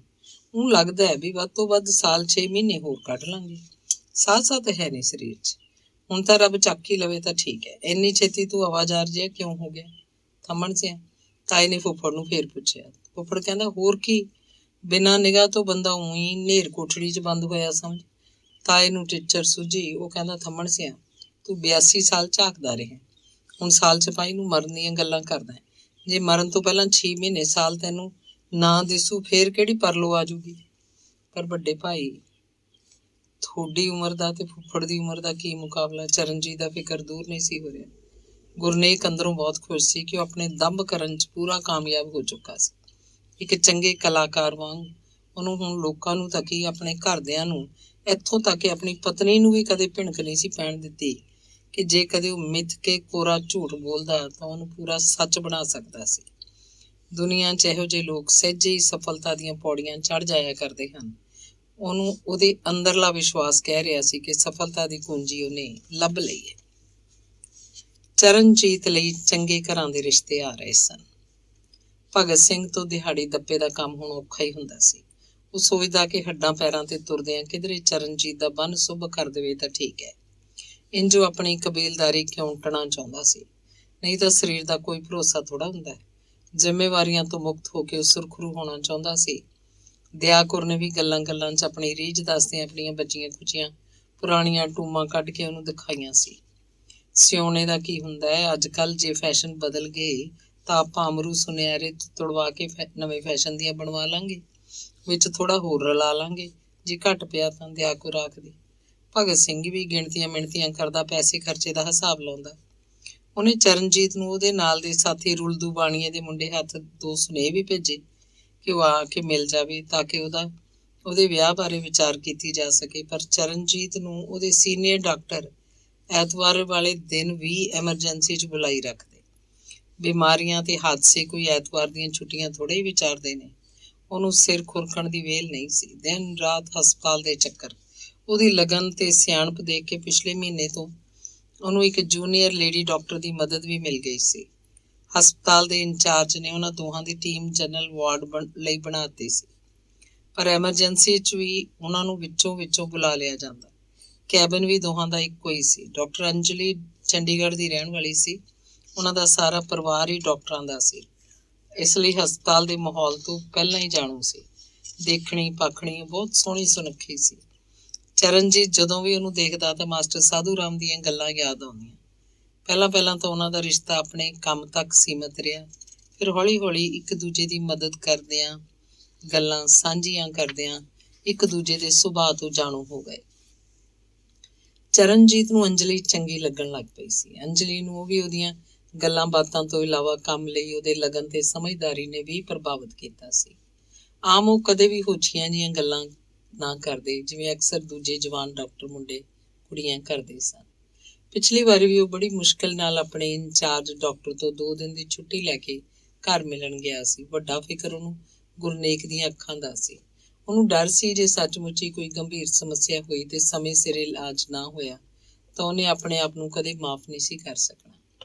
ਉਦੋਂ ਮਾਸਟਰ ਸਾਧੂ ਰਾਮ ਨੇ ਉਹਦੀ ਪੁਰਾਣੀ ਚਿੱਟ ਕੱਢਦਿਆਂ ਕਿਹਾ ਸੀ, ਤੈਨੇ ਆਈ ਫੜਾਈ ਥੀ ਨਾ ਮੈਨੂੰ ਵੀ ਆਪਾਂ ਇਹਨਾਂ ਮਸਲਿਆਂ ਬਾਰੇ ਬਾਤਾਂ ਕਰਾਂਗੇ। ਲੈ ਫਿਰ ਇਸ ਵਾਰ ਆਪਾਂ ਪਰਿਵਾਰ ਬਾਰੇ ਬਾਤਾਂ ਕਰਦੇ ਹਾਂ। ਹਾਂਜੀ ਚਾਚਾ ਜੀ, ਪਰਿਵਾਰ ਬਾਰੇ ਜ਼ਰੂਰ ਦੱਸੋ। ਮੈਂ ਤਾਂ ਇਸ ਚਿੱਟ ਤੇ ਲਿਖੇ ਕਈ ਇਸ਼ੂ ਭੁੱਲ ਵੀ ਗਿਆ ਸੀ, ਕਿਉਂਕਿ ਹਸਪਤਾਲ 'ਚ ਵੇਲ ਜੋ ਨਹੀਂ ਮਿਲਦੀ। ਲੈ ਫਿਰ ਬੇਟੇ ਸੁਣ, ਇਹ ਜਿਹੜਾ ਪਰਿਵਾਰ ਹੈ ਨਾ, ਇਸ ਮਾਂ ਸਭ ਤੋਂ ਜ਼ਰੂਰੀ ਬਾਤ ਇਹ ਹੈ ਕਿ ਘਰ ਇੱਕ ਨੀਂਹ ਹੁੰਦਾ ਹੈ ਜਿਸ ਪਰ ਅਸੀਂ ਇੱਕ ਪਰਿਵਾਰ ਰੂਪੀ ਇਮਾਰਤ ਉਸਾਰਨੀ ਹੁੰਦੀ ਹੈ। ਘਰ ਤੇ ਮਕਾਨ ਮਾਂ ਇਹੋ ਹੀ ਤਾਂ ਫਰਕ ਹੈ। ਮਕਾਨ ਇੱਟਾਂ ਗਾਰੇ ਤੇ ਸੀਮਿੰਟ ਦਾ ਬਣਿਆ ਹੁੰਦਾ ਹੈ, ਪਰ ਘਰ ਲੋਕਾਂ ਦੇ ਰਿਸ਼ਤਿਆਂ ਦਾ ਬਣਿਆ ਹੁੰਦਾ ਹੈ, ਜਿਸ ਮਾਂ ਪਰਿਵਾਰ ਵਸਦਾ ਰਸਤਾ ਹੈ। ਮਕਾਨ ਭਾਵੇਂ ਕਿੰਨਾ ਹੀ ਸੋਹਣਾ ਹੋਵੇ, ਉਸ 'ਚ ਹਰ ਕਿਸਮ ਦੀਆਂ ਸਹੂਲਤਾਂ ਔਰ ਐਸ਼ੋ ਇਸ਼ਰਤ ਦਾ ਸਾਰਾ ਸਮਾਨ ਹੋਵੇ, ਪਰ ਜੇ ਉਸ ਮਾਂ ਰਹਿਣ ਵਾਲੇ ਇਨਸਾਨਾਂ ਦਾ ਆਪਸ ਮਾਂ ਇਤਫਾਕ ਜਾਂ ਪਿਆਰ ਪ੍ਰੇਮ ਨਾ ਹੋਵੇ ਤਾਂ ਉਹ ਘਰ ਨਰਕ ਤੇ ਵੀ ਬੁਰਾ ਹੁੰਦਾ ਹੈ। ਬਸ ਐਂ ਸਮਝੋ ਵੀ ਬੰਦੇ ਦੀ ਸਾਰੀ ਜ਼ਿੰਦਗੀ ਪਰਿਵਾਰ ਪਰ ਮੁਨੱਸਰ ਹੈ, ਔਰ ਜੇ ਬੰਦੇ ਨੂੰ ਪਰਿਵਾਰ ਦਾ ਸਹਾਰਾ, ਸੁੱਖ ਔਰ ਪਿਆਰ ਨਾ ਮਿਲੇ ਤਾਂ ਸਮਝੋ ਉਹਦੀ ਜ਼ਿੰਦਗੀ ਮਾ ਕੁਝ ਵੀ ਨਹੀਂ ਰਹਿੰਦਾ। ਸਭ ਤੋਂ ਉੱਪਰ ਦੀ ਬਾਤ ਇਹ ਹੈ ਕਿ ਪਿਆਰ ਸਭ ਤੋਂ ਉੱਚਾ ਤੇ ਸੱਚਾ ਸੁੱਚਾ ਸੋਮਾ ਹੈ। ਕਿਸੇ ਨੇ ਸੱਚ ਹੀ ਕਿਹਾ ਬਈ ਜਾਂ ਤਾਂ ਸੱਚੇ ਦਿਲੋਂ ਪਿਆਰ ਕਰੋ ਜਾਂ ਫਿਰ ਮਰ ਜਾਓ, ਹੈ ਕਿ ਨਹੀਂ? ਇਸ ਮਾਨਤਾ ਦੀ ਸੱਚਾਈ, ਪਿਆਰ ਜਾਂ ਇਸ਼ਕ ਮਾਂ ਵੀ ਇੱਕ ਇਸ਼ਕ ਮਿਜਾਜ਼ੀ ਹੁੰਦਾ ਔਰ ਦੂਸਰਾ ਇਸ਼ਕ ਹਕੀਕੀ। ਇਸ਼ਕ ਮਿਜਾਜ਼ੀ ਕਿਸੇ ਵੀ ਬੰਦੇ ਨੂੰ ਦੇਖ ਕੇ ਹੋ ਜਾਂਦਾ ਹੈ, ਔਰ ਫਿਰ ਉਹ ਬੰਦਾ ਇੰਨਾ ਚੰਗਾ ਲੱਗਣ ਲੱਗ ਜਾਂਦਾ ਹੈ ਕਿ ਉਹਦੀ ਹਰ ਗੱਲ ਰੱਬ ਦਾ ਸੁਨੇਹਾ ਲੱਗਣ ਲੱਗ ਪੈਂਦੀ ਹੈ। ਜਿਵੇਂ ਬੁੱਲੇ ਸ਼ਾਹ ਨੂੰ ਸ਼ਾਹ ਇਨਾਇਤ ਨਾਲ ਹੋ ਗਿਆ ਸੀ, ਜਾਂ ਰਾਂਝੇ ਨੂੰ ਹੀਰ ਨਾਲ, ਸੱਸੀ ਨੂੰ ਪੁੰਨੂ ਨਾਲ, ਹੋਰ ਬੜੀਆਂ ਮਿਸਾਲਾਂ ਹੈ। ਦੂਜੇ ਪਾਸੇ ਇਸ਼ਕ ਹਕੀਕੀ ਸਿੱਧਾ ਰੱਬ ਨਾਲ ਹੁੰਦਾ ਹੈ, ਜਿਵੇਂ ਮੀਰਾ ਨੂੰ, ਕਬੀਰ ਨੂੰ, ਗੁਰੂ ਨਾਨਕ ਨੂੰ ਥਾ। ਪਰ ਸਭ ਤੋਂ ਜ਼ਰੂਰ ਧਿਆਨ ਜੋ ਗੱਲ ਜਿਹੜੀ ਹੈ ਉਹ ਇਹ ਕਿ ਇਹਨਾਂ ਇਸ਼ਕਾਂ ਮਾਂ ਕੋਈ ਕਿਸੇ ਕਿਸਮ ਦੇ ਖੋਟ ਦੀ ਭੋਰਾ ਭਰ ਵੀ ਗੁੰਜਾਇਸ਼ ਨਹੀਂ ਹੋ ਸਕਦੀ। ਪਿਆਰ ਬਿਨਾਂ ਆਦਮੀ ਟੁੱਟੇ ਖੰਭਾਂ ਵਾਲੇ ਪੰਛੀ ਤਰ੍ਹਾਂ ਹੋ ਜਾਂਦਾ ਹੈ। ਸੋ ਪਰਿਵਾਰ ਦੀ ਬੁਨਿਆਦ ਸਿਰਫ ਪਿਆਰ ਤੇ ਯਕੀਨ ਪਰ ਟਿਕੀ ਹੁੰਦੀ ਹੈ। ਪਿਆਰ ਤੇ ਯਕੀਨ ਮਾਂ ਖੋਟ ਪੈਂਦਿਆਂ ਹੀ ਪਰਿਵਾਰ ਮਾਂ ਰਿਸ਼ਤੇ ਟੁੱਟਣੇ ਸ਼ੁਰੂ ਹੋ ਜਾਂਦੇ। ਮੈਂ ਔਰ ਤੇਰੀ ਚਾਚੀ ਕਦੇ ਸੋਚਿਆ ਕਰਦੇ ਹਾਂ ਕਿ ਸਾਡੇ ਪਾਸ ਪਿਆਰ ਹੈ ਤਾਂ ਬਹੁਤ, ਪਰ ਆਪਣੇ ਹੀ ਪਰਿਵਾਰ ਮਾਂ ਵੰਡਣ ਵਾਸਤੇ ਜਦ ਰੱਬ ਨੇ ਆਪਣਾ ਕੋਈ ਨਹੀਂ ਦਿੱਤਾ ਤਾਂ ਉਹਦੀ ਕਮੀ ਪੂਰੀ ਕੀਤੀ ਤੇਰੇ ਵਰਗੇ ਬੱਚਿਆਂ ਨੇ। ਪਿਆਰ ਮਾਂ ਇੰਨੀ ਤਾਕਤ ਹੈ ਕਿ ਉਹ ਬਗਾਨਿਆਂ ਨੂੰ ਆਪਣਿਆਂ ਨਾਲੋਂ ਵੱਧ ਨੇੜੇ ਲਿਆ ਸਕਦਾ ਹੈ। ਜੇ ਉਸ ਮਾਂ ਖੋਟ ਪੈ ਜਾਏ ਤਾਂ ਆਪਣੇ ਹੀ ਬਗਾਨਿਆਂ ਤੋਂ ਭੈੜੇ ਲੱਗਣ ਲੱਗ ਪੈਂਦੇ ਆ। ਇਹ ਸਭ ਕੁਝ ਕਈ ਘਰਾਵਾਂ ਆਪਾਂ ਨੂੰ ਦੇਖਣ ਨੂੰ ਮਿਲਦਾ ਹੀ ਹੈ ਕਿ ਨਹੀਂ? ਜਦ ਤੇਰੇ ਵਰਗੇ ਬੱਚੇ ਪਿਆਰ ਨਾਲ ਸਾਡੇ ਪਾਸ ਆਉਂਦੇ ਆ ਤਾਂ ਸਾਡੇ ਟੁੱਟੇ ਖੰਭ ਜੁੜ ਜਾਂਦੇ ਆ ਔਰ ਫਿਰ ਸਾਡਾ ਜੀ ਉੱਡਣ ਨੂੰ ਕਰਦਾ। ਚਰਨਜੀਤ ਜਿਵੇਂ ਕੀਲਿਆ ਹੋਇਆ ਬੈਠਾ ਸੀ। ਉਹਨੂੰ ਦਿਲੋਂ ਜੋ ਮਹਿਸੂਸ ਹੋ ਰਿਹਾ ਸੀ, ਉਹਦਾ ਅਹਿਸਾਸ ਉਹਦੀ ਮਾਨਸਿਕ ਅਵਸਥਾ ਨੂੰ ਸਮਝਾ ਰਿਹਾ ਸੀ। ਜਿਵੇਂ ਉਹਨੂੰ ਮਾਸਟਰ ਸਾਧੂ ਰਾਮ ਬਾਰੇ ਦਿਲੋਂ ਸਤਿਕਾਰ ਉਪਜ ਰਿਹਾ ਸੀ। ਉਹ ਵੀ ਪਿਆਰ ਦੀ ਇੱਕ ਸੱਚੀ ਸੁੱਚੀ ਅਵਸਥਾ ਹੀ ਸੀ। ਹੋਰ ਸੁਣਾ ਬੇਟੇ, ਉਹ ਨੇਕੀ ਦਾ, ਤੇਰੇ ਵੱਡੇ ਭਾਈ ਦਾ ਕੀ ਹਾਲ ਹੈ? ਉਸ ਬੰਦੇ ਦੀ ਮੈਨੂੰ ਸਮਝ ਨਹੀਂ ਆਉਂਦੀ। ਉਹ ਕੁਝ ਗੁੰਝਲਦਾਰ ਜਿਹਾ ਹੋ ਗਿਆ, ਪਤਾ ਨਹੀਂ ਕੀ ਕਰਨਾ ਚਾਹੁੰਦਾ ਹੈ। ਸੁਣਿਆ ਉਹਨੇ ਕਵਿਤਾਵਾਂ ਦੀ ਆਪਣੀ ਇੱਕ ਕਿਤਾਬ ਛਪਾਈ ਹੈ। ਮੈਂ ਵੀ ਤਾਂ ਪੜ੍ਹ ਕੇ ਦੇਖਾਂ ਉਹ ਕੀ ਲਿਖਦਾ। ਉਹ ਕਹਿਣਾ ਕਿਆ ਚਾਹੁੰਦਾ ਦੁਨੀਆ ਨੂੰ। ਬਸ ਚਾਚਾ ਜੀ, ਕਿਤਾਬ ਤਾਂ ਛਪ ਚੁੱਕੀ ਹੈ, ਪਰ ਇੱਕ ਫਿਕਰ ਵਾਲੀ ਗੱਲ ਹੋਰ ਹੈ ਕਿ ਉਹਨਾਂ ਦੀ ਨਿਗਾਹ ਘੱਟ ਰਹੀ ਹੈ। ਮੈਨੂੰ ਇਸ ਗੱਲ ਦਾ ਹੋਰ ਵੀ ਫਿਕਰ ਹੈ। ਤੁਸੀਂ ਚੰਗਾ ਕੀਤਾ ਨੌਕਰੀ ਲਵਾਤੀ, ਨਹੀਂ ਤਾਂ ਸਾਡੇ ਘਰ 'ਚ ਤਾਂ ਇੰਨੇ ਮਹਿੰਗੇ ਇਲਾਜ ਲਈ ਪੈਸੇ ਇਕੱਠੇ ਕਰਨੇ ਔਖੇ ਹੋ ਜਾਣੇ ਸੀ। ਡਾਕਟਰਾਂ ਨੂੰ ਵੀ ਤਾਂ ਪਤਾ ਨਹੀਂ ਲੱਗ ਰਿਹਾ ਕਿ ਬਿਮਾਰੀ ਕੀ ਹੈ। ਪਰ ਕੋਈ ਨਹੀਂ, ਹੁਣ ਮੈਂ ਵੀ ਮਾੜੀ ਮੋਟੀ ਕਮਾਈ ਕਰਨ ਲੱਗ ਪਿਆ, ਇਲਾਜ ਤਾਂ ਮੈਂ ਉਹਨਾਂ ਦਾ ਕਰਵਾ ਕੇ ਛੱਡੂ। ਅੱਛਾ, ਇਹ ਤਾਂ ਵੀ ਤੈਨੇ ਕੋਈ ਚੰਗੀ ਖਬਰ ਨਹੀਂ ਦੱਸੀ। ਖੈਰ, ਪਟਿਆਲੇ ਸਾਡੇ ਪਿੰਡ ਦੇ ਗੈਲ ਹੀ ਇੱਕ ਪਿੰਡ ਹੈ ਜਿੱਥੇ ਬੜਾ ਵਧੀਆ ਅੱਖਾਂ ਦਾ ਹਕੀਮ ਰਹਿੰਦਾ। ਮੈਂ ਵੀ ਜਾਣਦਾ ਉਹਨੂੰ। ਉਸਕੇ ਪਾਸ ਵੀ ਜਾਇਆ ਜਾ ਸਕਦਾ ਹੈ। ਉਹਨੇ ਹਸਪਤਾਲ ਕੰਨੀਓ ਜਵਾਬ ਦਿੱਤੇ ਹੋਏ ਕਈ ਅੱਖਾਂ ਦੀਆਂ ਬਿਮਾਰੀਆਂ ਦੇ ਬੰਦੇ ਠੀਕ ਕੀਤੇ ਆ। ਮਾਸਟਰ ਜੀ ਨੇ ਆਪਣਾ ਫਿਕਰ ਜ਼ਾਹਰ ਕਰਦਿਆਂ ਮਦਦ ਕਰਨੀ ਚਾਹੀ। ਕੋਈ ਨਹੀਂ ਚਾਚਾ ਜੀ, ਪਹਿਲਾਂ ਮੈਂ ਉਹਨਾਂ ਨੂੰ ਅੰਮ੍ਰਿਤਸਰ ਡਾਕਟਰ ਕੁਲਜੀਤ ਤੋਂ ਚੈੱਕਅਪ ਕਰਵਾ ਲਵਾਂ, ਫਿਰ ਜੇ ਲੋੜ ਪਈ ਤਾਂ ਹਕੀਮ ਤੋਂ ਵੀ ਸਲਾਹ ਲੈ ਲਾਂਗੇ। ਨਾ, ਜੇ ਮੇਰੀ ਮਦਦ ਦੀ ਲੋੜ ਹੈ ਤਾਂ ਨਿਸੰਗ ਹੋ ਕੇ ਦੱਸ। ਹੌਲੀ ਹੌਲੀ ਗੱਲ ਸਾਰੀ ਧੁੰਮ ਗਈ। ਗੁਰਨੇਕ ਨੂੰ ਸੋਚਣ ਤੇ ਮਜਬੂਰ ਹੋਣਾ ਪਿਆ ਕਿ ਉਸ ਸਥਿਤੀ ਦਾ ਫਾਇਦਾ ਹੋ ਚੁੱਕਣ ਪਿੱਛੋਂ ਹੀ ਕਿਸੇ ਡਾਕਟਰ ਕੋਲੋਂ ਦਵਾਈ ਲੈ ਕੇ ਠੀਕ ਹੋਣ ਦੀ ਖਬਰ ਫੈਲਾਉਣੀ ਪਏਗੀ। ਪਹਿਲਾਂ ਉਹਨੂੰ ਆਪਣੀ ਕਿਤਾਬ ਦੇ ਇਨਾਮ ਦੀ ਉਡੀਕ ਸੀ। ਉਹਨੇ ਆਪਣੇ ਵੱਲੋਂ ਕੋਈ ਕਸਰ ਨਹੀਂ ਸੀ ਰਹਿਣ ਦਿੱਤੀ। ਭਾਸ਼ਾ ਵਿਭਾਗ ਦੀ ਮੀਟਿੰਗ 'ਚ ਡਾਕਟਰ ਗੁਰਮੇਲ ਨੇ ਸਤਿੰਦਰ ਕੌਰ ਦੀ ਕਿਤਾਬ ਸੰਦਲੀ ਖਿੜਕੀ ਦੀ ਚਰਚਾ ਕਰਦਿਆਂ ਇਹ ਮਤਾ ਰੱਖਿਆ ਕਿ ਇਨਾਮ ਦੀ ਹੱਕਦਾਰ ਉਹੀ ਸੀ। ਭਾਵੇਂ ਬਾਕੀ ਸਾਰੇ ਮੈਂਬਰਾਂ ਨੇ ਵਾਰੀ-ਵਾਰੀ ਉਹਦੀ ਪ੍ਰੋੜਤਾ ਵੀ ਕੀਤੀ ਜਾਂ ਕਰਨੀ ਪਈ, ਪਰ ਨਾਲ ਹੀ ਨਾਲ ਗੁਰਨੇਕ ਕਵੀ ਦੀ ਕਿਤਾਬ ਕਾਂਟੇ ਬਾਰੇ ਵੀ ਆਪਣੀ ਰਾਏ ਰੱਖੀ ਤੇ ਖਾਸ ਕਰਕੇ ਉਹਦੀਆਂ ਅੱਖਾਂ ਦੀ ਬਿਮਾਰੀ ਦਾ ਬਹੁਤਾ ਜ਼ਿਕਰ ਕਰਦਿਆਂ ਆਮ ਰਾਏ ਬਣਾਉਣ ਦੀ ਪੂਰੀ ਕੋਸ਼ਿਸ਼ ਕੀਤੀ ਕਿ ਜੇ ਕਾਂਟੇ ਨੂੰ ਇਨਾਮ ਮਿਲਦਾ ਹੈ ਤਾਂ ਇੱਕ ਚੰਗੀ ਕਿਤਾਬ ਇਨਾਮ ਲਈ ਚੁਣੀ ਜਾਏਗੀ, ਦੂਜੇ ਗਰੀਬ, ਬਿਮਾਰ ਤੇ ਲੋੜਵੰਦ ਕਵੀ ਦੀ ਮਾਇਕ ਮਦਦ ਵੀ ਹੋ ਸਕੇਗੀ, ਜਿਹੜੀ ਕਿ ਅੱਜ ਦੀ ਘੜੀ 'ਚ ਜ਼ਰੂਰੀ ਸੀ। ਅਖੀਰ 'ਚ ਡਾਕਟਰ ਗੁਰਮੇਲ ਨੇ ਫਿਰ ਆਪਣੀ ਰਾਏ ਦੁਹਰਾਉਂਦਿਆਂ ਜਵਾਬ ਦਿੱਤਾ ਕਿ ਜੇ ਗੁਰਨੇਕ ਕਵੀ ਨੂੰ ਉਹਦੀ ਬਿਮਾਰੀ ਦੇ ਕਾਰਨ ਹੀ ਇਨਾਮ ਮਿਲਣਾ ਚਾਹੀਦਾ ਤਾਂ ਵਿਭਾਗ ਨੂੰ ਇੱਕ ਮਤਾ ਪਾਸ ਕਰਕੇ ਸਰਕਾਰ ਨੂੰ ਭੇਜ ਦੇਣਾ ਠੀਕ ਰਹੇਗਾ, ਤਾਂ ਕਿ ਉਹਦੀ ਬਿਮਾਰੀ ਦਾ ਖਰਚਾ ਸਰਕਾਰ ਦੇ ਸਕੇ। ਕਈ ਘੰਟਿਆਂ ਦੀ ਬਹਿਸ ਪਿੱਛੋਂ ਪ੍ਰੋਫੈਸਰ ਸ਼ਾਮ ਸਿੰਘ ਨੇ ਸੁਝਾਅ ਦਿੱਤਾ ਕਿ ਜਿੰਨੀਆਂ ਵੀ ਕਿਤਾਬਾਂ ਇਨਾਮ ਲਈ ਵਿਚਾਰ ਅਧੀਨ ਹਨ, ਉਹਨਾਂ ਲਈ ਵੋਟਾਂ ਪਾਈਆਂ ਜਾਣ। ਸਾਰੇ ਮੈਂਬਰਾਂ ਨੇ ਸਹਿਮਤੀ ਦੇ ਦਿੱਤੀ। ਅਖੀਰ ਵੋਟਾਂ ਅਨੁਸਾਰ ਗੁਰਨੇਕ ਕਵੀ ਦੀ ਕਿਤਾਬ ਹਮਦਰਦੀ ਵੋਟ ਰਾਹੀਂ ਜਿੱਤ ਗਈ। ਅਗਲੇ ਦਿਨ ਖਬਰਾਂ ਵੀ ਸਾਰੇ ਅਖਬਾਰਾਂ 'ਚ ਛਪ ਗਈਆਂ। ਉਸ ਪਿੱਛੋਂ ਕੋਈ ਪ੍ਰਤੀਕਰਮ ਵੀ ਹੋਏ, ਪਰ ਫੈਸਲਾ ਹੋ ਚੁੱਕਾ ਸੀ। ਗੁਰਨੇਕ ਆਪਣੀ ਸਕੀਮ ਅਨੁਸਾਰ ਆਪਣੀ ਕਿਸਮਤ ਘੜਨ 'ਚ ਕਾਮਯਾਬ ਹੋ ਗਿਆ ਸੀ। ਇਨਾਮ ਮਿਲਣ ਦੇ ਮਗਰੋਂ ਕਾਂਟੇ ਬਾਰੇ ਚਰਚਾ ਵੀ ਬੜੀ ਹੋਈ, ਜਿਵੇਂ ਹੋਇਆ ਕਰਦੀ ਹੈ। ਕਈ ਸੰਸਥਾਵਾਂ ਨੇ ਕਵੀ ਸਾਹਿਬ ਨੂੰ ਬੁਲਾ ਕੇ ਕਈ ਪ੍ਰੋਗਰਾਮ ਵੀ ਕੀਤੇ ਤੇ ਸਤਿਕਾਰਤ ਕੀਤਾ। ਗੁਰਨੇਕ ਨੂੰ ਹੁਣ ਅਗਲੀ ਸਫਲਤਾ ਦੀ ਪੌੜੀ ਦੇ ਡੰਡੇ ਚੜ੍ਹਨੇ ਕੋਈ ਔਖਾ ਕੰਮ ਨਹੀਂ ਸੀ ਲੱਗ ਰਿਹਾ। ਗਿੱਦੜ ਸਿੰਘੀ ਜੋ ਲੱਭ ਗਈ ਸੀ, ਉਸ ਗਿੱਦੜ ਸਿੰਘੀ ਨੇ ਗੁਰਨੇਕ ਦੀ ਪਲੇਠੀ ਕਿਤਾਬ ਨੂੰ ਇਨਾਮ ਦਵਾ ਕੇ ਕਵੀਆਂ ਦੀ ਪਹਿਲੀ ਕਤਾਰ 'ਚ ਲਿਆ ਖੜਾ ਕੀਤਾ ਸੀ। ਚਰਨਜੀਤ ਨੂੰ ਆਪਣੇ ਵੱਡੇ ਭਰਾ ਨੂੰ ਇਨਾਮ ਮਿਲਣ ਦੀ ਬੇਹੱਦ ਖੁਸ਼ੀ ਸੀ। ਉਹਦੇ ਕਈ ਡਾਕਟਰ ਦੋਸਤਾਂ ਨੇ ਉਹਨੂੰ ਅਖਬਾਰਾਂ ਦੀਆਂ ਖਬਰਾਂ ਪੜ੍ਹਨ ਪਿੱਛੋਂ ਵਧਾਈਆਂ ਦਿੱਤੀਆਂ। ਉਸ ਦਿਨ ਉਹਨੇ ਬਰਫੀ ਦੇ ਡੱਬੇ ਆਪਣੇ ਟੇਬਲ ਤੇ ਲਿਆ ਕੇ ਰੱਖੇ ਹੋਏ ਸਨ। ਸਭ ਨੂੰ ਉਹ ਮਠਿਆਈ ਵੰਡ ਰਿਹਾ ਸੀ। ਸੀਨੀਅਰ ਡਾਕਟਰਾਂ ਨੇ ਉਹਨੇ ਉਹਨਾਂ ਦੇ ਕਮਰਿਆਂ 'ਚ ਜਾ ਕੇ ਖੁਸ਼ੀ ਸਾਂਝੀ ਕਰਦਿਆਂ ਮਠਿਆਈ ਪੇਸ਼ ਕੀਤੀ। ਖਾਸ ਕਰ ਡਾਕਟਰ ਅੰਜਲੀ ਸਾਹਮਣੇ ਉਹਨੇ ਆਪਣੇ ਭਰਾ ਦੀ ਸਫਲਤਾ ਦੇ ਪੁਲ ਬੰਨ੍ਹ ਦਿੱਤੇ। ਹੁਣ ਗੁਰਨੇਕ ਦੀ ਚਿੱਠੀ ਹਰ ਦੂਜੇ ਤੀਜੇ ਦਿਨ ਹੀ ਆ ਜਾਂਦੀ, ਜਿਸ 'ਚ ਚਰਨਜੀਤ ਨੂੰ ਕਈ ਖਾਸ ਬੰਦਿਆਂ ਦੇ ਘਰੇ ਜਾ ਕੇ ਮਠਿਆਈ ਦਾ ਡੱਬਾ ਦੇਣ ਦੀ ਹਦਾਇਤ ਕੀਤੀ ਹੁੰਦੀ। ਹਰ ਚਿੱਠੀ 'ਚ ਨਾਲ ਆਪਣੇ ਪੇਟ ਦੀਆਂ ਬਿਮਾਰੀਆਂ ਦਾ ਜ਼ਿਕਰ ਜ਼ਰੂਰ ਹੁੰਦਾ। ਇਹ ਵੀ ਲਿਖਿਆ ਹੁੰਦਾ ਕਿ ਜੇ ਉਹ ਤੰਦਰੁਸਤ ਹੁੰਦਾ ਤਾਂ ਉਹਨੇ ਆਪ ਆ ਕੇ ਮਠਿਆਈ ਫਲਾਣੇ ਨੂੰ ਦੇਣੀ ਸੀ। ਚਰਨਜੀਤ ਵੀ ਭੱਜਿਆ ਫਿਰਦਾ ਸਾਰੇ ਕੰਮ ਨਿਬੇੜ ਕੇ ਚਿੱਠੀਆਂ ਦੇ ਜਵਾਬ ਲਿਖ ਭੇਜਦਾ। ਇਨਾਮ ਵੰਡ ਸਮਾਰੋਹ ਵਿੱਚ ਚਰਨਜੀਤ ਸਟੇਜ ਤੇ ਆਪਣੇ ਭਰਾ ਦਾ ਹੱਥ ਫੜ ਕੇ ਬੜੇ ਮਾਣ ਨਾਲ ਉਹਨੂੰ ਇਨਾਮ ਲੈਣ ਲਈ ਲੈ ਕੇ ਗਿਆ।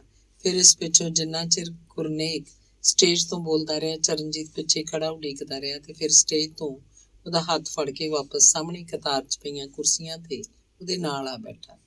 ਲੋਕੀ ਗੁਰਨੇਕ ਕੋਲ ਆ ਕੇ ਵਧਾਈਆਂ ਦੇ ਰਹੇ ਸਨ। ਉੱਥੇ ਲੋਕਾਂ 'ਚ ਇਸ ਗੱਲ ਦੀ ਖਾਸ ਚਰਚਾ ਸੀ ਕਿ ਅੱਖਾਂ ਦੇ ਆਰੀ ਹੁੰਦਿਆਂ ਕਵੀ ਸਾਹਿਬ ਨੇ ਵਿਲੱਖਣ ਤੇ ਇਨਾਮੀ ਕਵਿਤਾਵਾਂ ਲਿਖੀਆਂ ਸਨ। ਕਈ ਲੋਕ ਚੰਗੇ ਤੇ ਆਪਣੇ ਜਾਣੂ ਡਾਕਟਰਾਂ ਦੀ ਦੱਸ ਪਾ ਰਹੇ ਸਨ। ਉਸ ਦਿਨ ਲੁਧਿਆਣੇ ਘਰ ਪਹੁੰਚਦਿਆਂ ਚਰਨਜੀਤ ਨੇ ਡਾਕਟਰ ਕੁਲਜੀਤ ਨਾਲ ਫੋਨ ਤੇ ਗੱਲ ਕਰਕੇ ਅਗਲੇ ਦਿਨ ਸਵੇਰ ਦੀ ਅਪਾਇੰਟਮੈਂਟ ਲੈ ਲਈ ਸੀ। ਚਰਨਜੀਤ ਨੇ ਲੁਧਿਆਣੇ ਅੰਮ੍ਰਿਤਸਰ ਲਈ ਸਾਲਮ ਟੈਕਸੀ ਕੀਤੀ ਤੇ ਉਹ ਦੋਏ ਭਰਾ ਅੰਮ੍ਰਿਤਸਰ ਮਿੱਥੇ ਸਮੇਂ ਪਹੁੰਚ ਗਏ। ਡਾਕਟਰ ਕੁਲਜੀਤ ਨੇ ਚੈੱਕਅਪ ਕਰਨ ਪਿੱਛੋਂ ਕਿਹਾ ਕਿ ਉਂਝ ਤਾਂ ਸਭ ਠੀਕ ਲੱਗਦਾ ਹੈ, ਪਰ ਹੋ ਸਕਦਾ ਕੋਈ ਬੜਾ ਮਹੀਨ ਕੰਪਲਿਕੇਸ਼ਨ ਹੋਵੇ। ਉਹਨੇ ਅੱਖਾਂ 'ਚ ਪਾਉਣ ਲਈ ਦਵਾਈ ਤੇ ਕੁਝ ਗੋਲੀਆਂ ਲਿਖ ਦਿੱਤੀਆਂ, ਜਿਹੜੀਆਂ ਚਰਨਜੀਤ ਨੇ ਲੁਧਿਆਣੇ ਆ ਕੇ ਉਸੇ ਦਿਨ ਖਰੀਦ ਦਿੱਤੀਆਂ।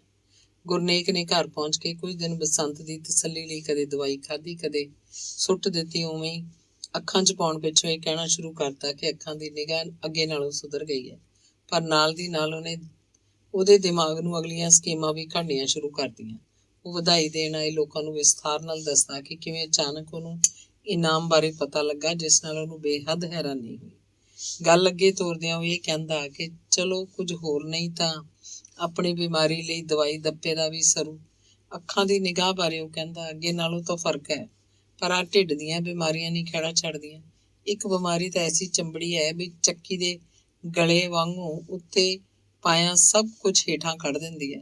ਤੁਹਾਨੂੰ ਖਾਧਾ ਪੀਤਾ ਲੱਗਦਾ ਹੀ ਨਹੀਂ। ਮੈਨੂੰ ਯਾਦ ਹੈ ਬਈ, ਜਦੋਂ ਦੀ ਸੁਰਤ ਸੰਭਾਲੀ ਹੈ, ਬਸ ਇਹ ਬਿਮਾਰੀ ਨੇ ਅਜੇ ਤੱਕ ਪਿੱਛਾ ਨਹੀਂ ਛੱਡਿਆ। ਧੰਨਵਾਦ।